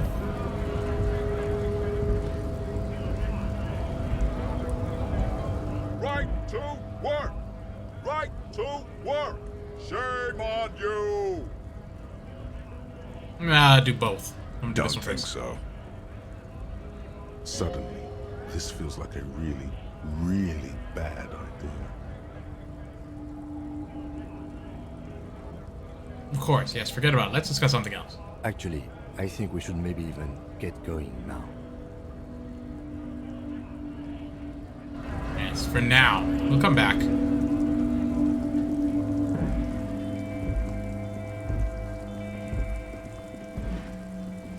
We got a key to go somewhere. The body's down. Kuno.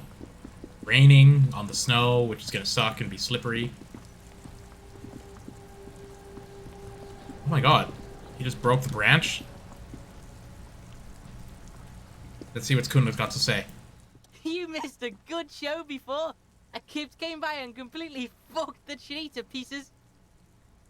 He fucked the tree up! Fucked it good! It was porno! Wish I could have been here to see it. Now, I have some questions. Shoot that shit at Kuno, Pigonaut. I'm off. Kuno doesn't fucking care. Okay, so the body's down. The corpse lies on the ground among the remains of an absolutely demolished pinewood branch.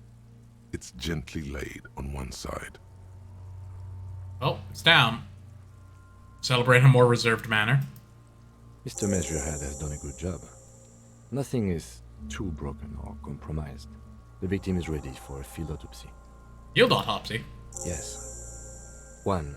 Investigation of the scene. 2. Initial examination of the victim. 3.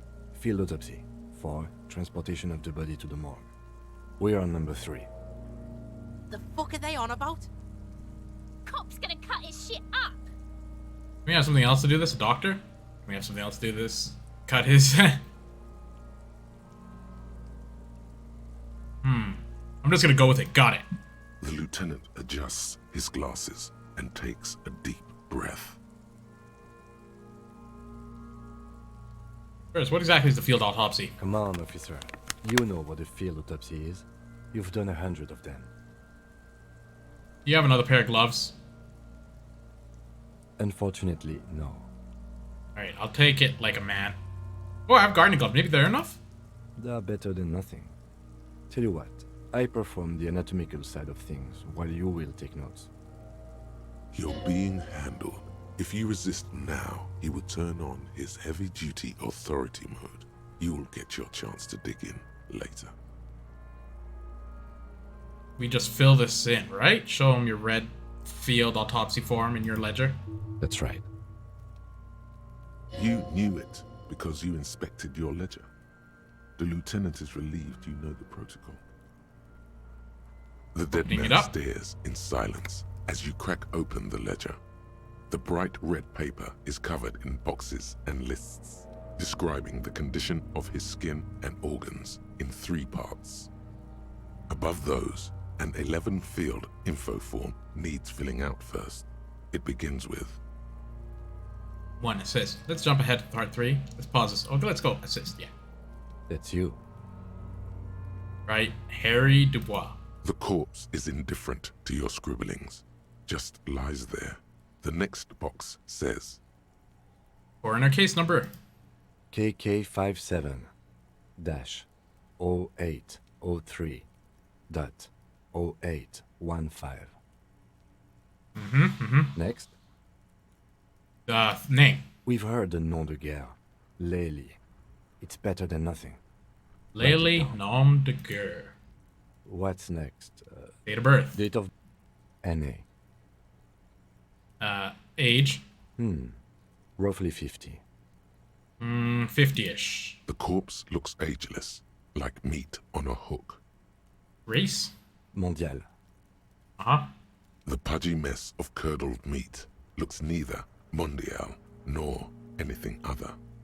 7 sex. Fucky. Male. Pigs can have sex. Male. Nor does he look male, with his pregnant belly and indistinguishable face. Date of death. We're still going with March 4th, 51. What else? 9. Body identified by is non-applicable. 10. Case number is the same as the coroner's case. KK57 0503 0815 listens motionless, with the cargo belt still around his neck. Evidence One of box remains. Evidence of treatment. None. At least not after the initial examination. A strange word. Treatment. What exactly treatment? I agree. Lividly point out to the lynching. Not so sure. Didn't the footprints something carried over? Yeah. They'd have to have incapacitated and carried him over. This man was more than a match for untrained dogwalkers. Your central nervous system recognizes this gesture. It's the stations of the breath. Ecclesiastic, religious in nature, a holdout from pre-DeLorean burial rites. It takes him 2 seconds to perform. Then, somewhere in Jamrock North, a small wood shed behind Rosencrantz Row, Lieutenant Nick Feuerbach puts his hand to the chest of a small corpse, no larger than a monkey. It's raining outside, light drizzle. There is darkness in the shed. Elsewhere yet, an obese female sits in a wicker chair. her silhouette bull-like against the window. Outside, Grand Coudon. The day is turning dim for Sergeant Mac Dawson. Hand extended, he approaches, to make sure she is dead more than anything else. The building is tall, 7 stories wind-wrapped in solitude. Most of the apartments are unoccupied. This was a suicide. The other, an accident. The small one. And so, all across Jamrock, Coal City, GRIH, 42 deceased persons found today. 42 stations of breath. We should start the post-mortem. The corpse cannot feel Kim's hand on his chest. It no longer meaningfully interacts with its surroundings. A thicket of boxes and lists on red copier paper tries to answer why. Try to remove dead man's boots. I thought we decided to leave it to processing. Let's not turn this into some kind of circus. Okay, let's go. Number 1. External examination summary. Clothes. The deceased wears armored boots and white briefs. The make of the briefs is Babrodine, I think. Let's see. See, it's happening. Babrodine, yes. Inexpensive. Size M. Color white. The disappointment is palpable. The red-haired thing was expecting something more lurid. Write down. The rest of the clothes have been removed post-mortem by scavengers in order to get to the victim's ceramic armor. Officers are in search of the missing pieces. Removal of the boots is left for processing. Write it down. Tattoos. He stands up, feet planted on each side of the body. The upper torso is covered in a single, continuous tattoo, resembling a map of the night sky. It reaches from the right shoulder to the heart. The ink is blue and white. The assistant has a color photograph of the markings, to be added to the case files as document A1. The photo is taken on the scene, using a Trigat Mini. Right. The deceased has a cargo lashing belt around his neck, tied with a hangman's knot. Color yellow. Length 3 meters. There is a buckle on the other end. Write that down. Well nourished, athletically built, measuring 1.8 meters. Generally consistent with age, about 50. Preservation is good. Ambient temperature below freezing. Just writing. Body hair is light brown. Distribution is consistent with age. The deceased had male pattern baldness. Hair is combed back, short. Write down. Short like, just write it. Lividity is consistent with hanging. The head is congested. Contusions are present on the head, chest, and thighs. Consistent with stones thrown post-mortem. Low velocity. Fucking low velocity? You think Kuno doesn't know what you're talking about? Velocity was fucking max. Talking shit about Kuno's velocity. In addition, there are bite marks on the face, scalp, and chest. Consistent with predation. Ligature mark. Points a small folding knife in hand, pulling the belt. He starts cutting into the polyester. The stench is horrid. After a while, it's obvious the material cannot be cut. The steel wiring. There's too much of it. We need to remove the belt so we can get to the ligature mark. You got just the right tool for that. The chain cutters. Oh yeah, I'm prepared. Pet the chain cutter. Good thing I got these chain cutters. Pull out the rubber grip chain cutter. Always good to think ahead. Now... He pointed the rope, squeezing the dead man's neck. We need to cut the belt to see the ligature mark below. Carefully, with as much precision as you can. See, my pig is gonna fuck his head off. No, he ain't. Your pig's a boring fuck.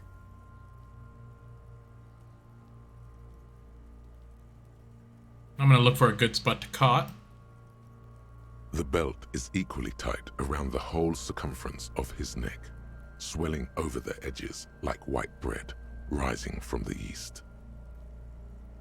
Now I gotta try it. You jam the cutters right under the knot. That seems like a smart idea.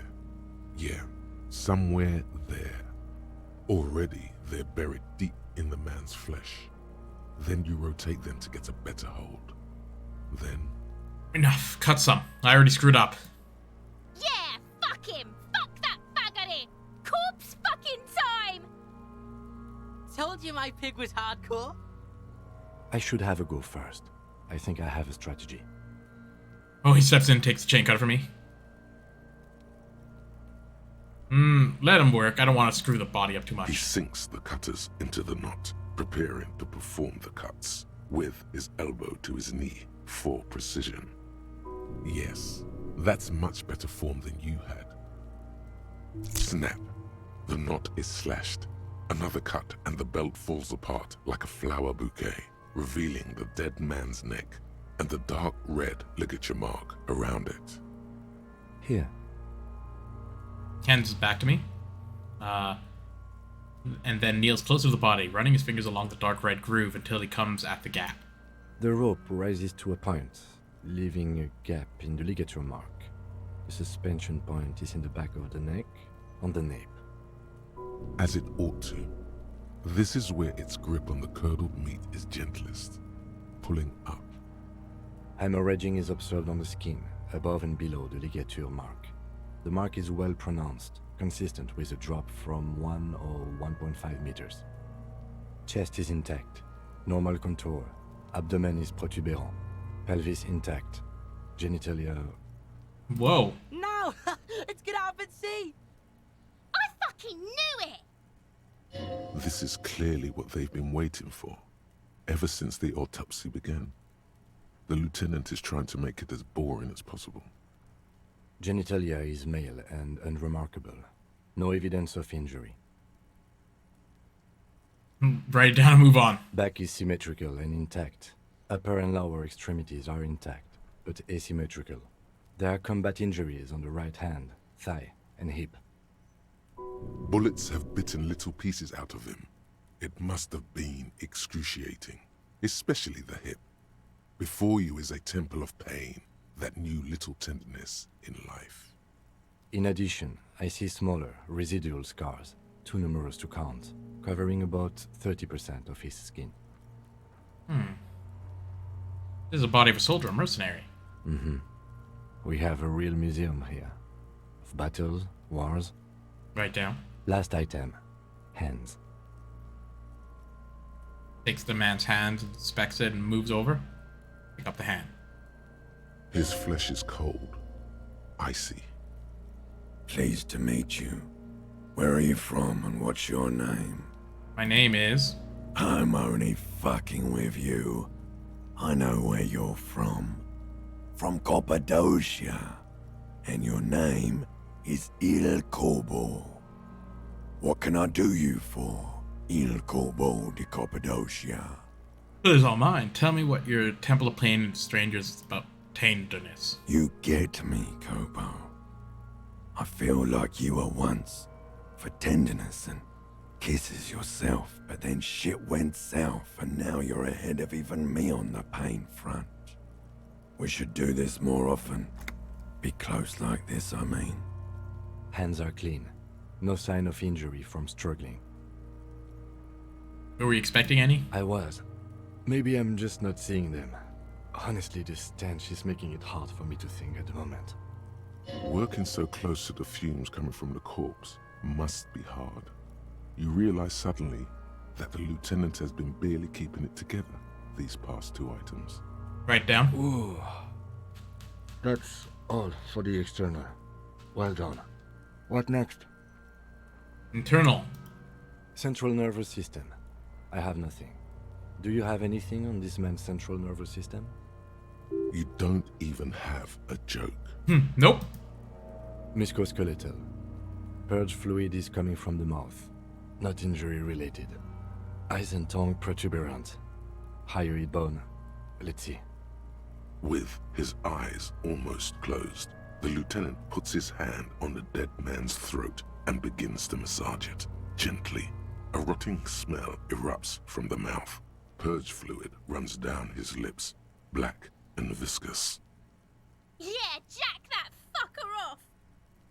The hyoid bone is fractured. The rest of the musculoskeletal system is intact. unremarkable. Hmm. Respiratory system. Hyoid bone is for your voice box. It holds it up. Back hunches as Finn prayer. He begins to pry open the dead man's jaws. He stops to exert more force. Both hands are used. Oral cavity shows no lesions. The victim has received dental implants, possibly after a combat wound. Mouth swollen. Hemorrhaging present in mucosa of the lips and mouth. From here, it looks as though the clown-faced man is screaming. The tendons of his jaw are torn apart. Hyoid, ripped from the force of the lieutenant's hands. Look into his mouth. No scream, no sigh of relief rises from the darkness inside. It's humid there. Sickly sweet air, unlike anything living. You feel like you're about to throw up again, straight in that mouth of his. No, you don't. You can keep it in. You can keep anything in. Look deeper. You manage to suppress the contractions trying to enter your stomach. All it takes is concentration. Through it, you see nothing but darkness. More meat and darkness. There are ancient mysteries down there, Kobo. Ask me later. Hemorrhaging present in mucus. Write it down. Hepatobiliary. NA. Why don't we have anything? Are you a hepatobiliary expert? Makes your time. I don't think so. Neither am I. And what's that? That's it. Right, NA. Same for toxicology and serology. NA. Oh? Unless you have untapped reservoirs of knowledge there. The completionist in me is wondering if there's something we could still do. Like a toxicology screening? At this stage, I doubt processing will find anything, even if he was brimming with cocaine. But still, you should add a request. Brimming with cocaine. Toxicology request. Cardiovascular. The body exhibits heavy lividity. Blood has gathered in the hands, feet, and neck. Hypostasis is visually consistent with the hanging. Gastrointestinal. Okay. It's around the ground, a pool of feces there. Digested semi-solid food in stomach. Voila. Write down, omit the voila. What's next on the list? Description of injury, summary. Let's see. We have bite marks, contusions on the head and chest, and a ligature mark encircling the neck. You'll need 3 feels. Leave a 4th one too. What about the injuries we've inflicted? Oh, so we inflicted them? It's a team effort. You mean the incision on the thorax from a chain cutter? That was not a team effort, and I wouldn't mention it. Muddies the water. I agree. The waters are muddy enough. See? These pigs are fucking corrupt. The boy nods approvingly. Why don't you fuck him if you love him so much? Now, injuries. 1. Bite marks. Head, chest, and scalp bite mark injuries. Predation by birds has caused damage to the body. Odontologist does not need to be consulted. Write down. And your opinion, officer? Non-fatal. Agreed. Next injury? Contusions. So, the scalp bleeds from a post-mortem head injury, a stone. The injury does not have the rim of an early inflammatory response. The perpetrator on the scene has confessed to causing it post-mortem.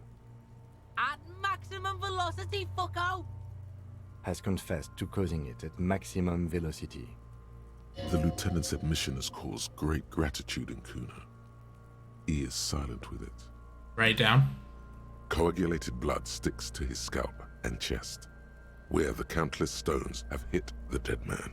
Beneath, the description of injury. 2 boxes. Non-fatal post-mortem. Right.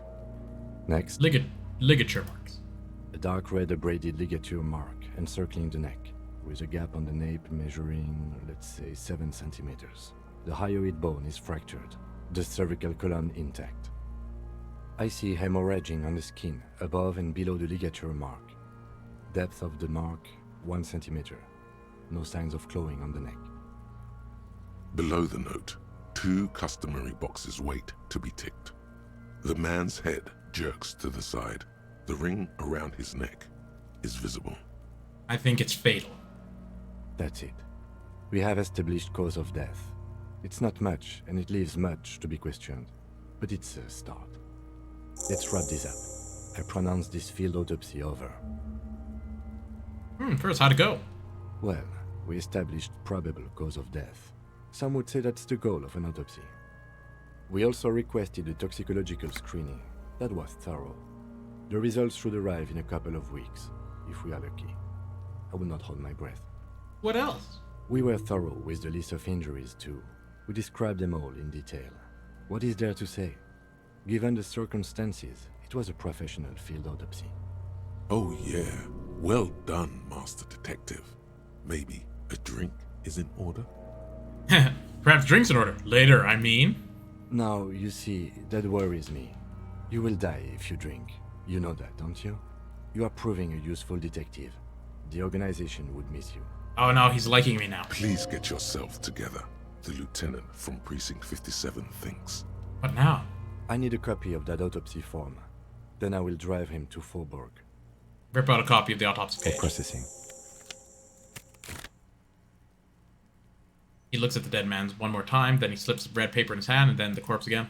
He's thinking, did I miss something? Legendary.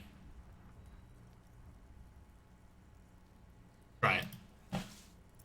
You run your hands over the victim's cold body, his limbs, his torso with its swollen organs. Maybe you should be more thorough. Look under his fingernail skin. His fingernails have turned dark. They're chipped and quite long. There is dirt under them. That's all. Do you think we missed something? You can't shake the feeling that there are more secrets concealed in the flesh before you. I got a gut feeling there's more in this corpse. Okay, well, we are in livor mortis here. He is disintegrating. We need to refrigerate the body if we want to conduct another examination, and we need to do it fast. Where do you find a fake picture of the body? Hey, wasn't there a giant ice bear sarcophagus below that building? Oh! Why, yes, there was. It was massive. Red eyes glowing in the dark. Why, yes, there was. Now, detective, I've rarely been disappointed by the size of a giant ice bear fridge, but I think we should still take a look at it first. Make sure it's big enough before we carry him over. Let's move. With every hour, whatever we are looking for in the deceased will become harder to find. Ooh. This is an extremely convenient time to end the stream. Wow, 4 hours. That was good. A very good stream. My headphones were just about to die. Hooray! Wow, that was a really fun one. And not only that, I also have a setup for the next stream, because now I just have to bring it to a bear. So, gotta get my wave out. Oh, what am I doing? I know, I don't get enough opportunity to do this, and I do want to stream this every Sunday. I get an opportunity to play some song. I've been having this problem lately. Oh, sorry to hear that. What is it? You can tell me. Is it serious? Yeah. Someone got murdered or something. Really? You know what you're gonna do? Yeah, I know what I'm gonna do. I know a guy. I'm gonna get in on it. Yeah. Get in you. Such a fan of this.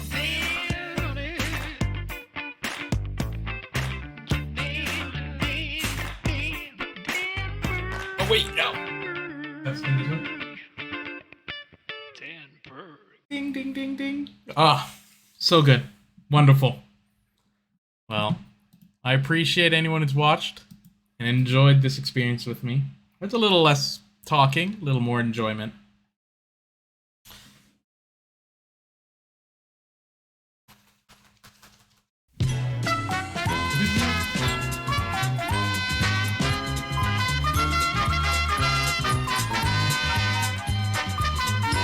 Wave out, wave out.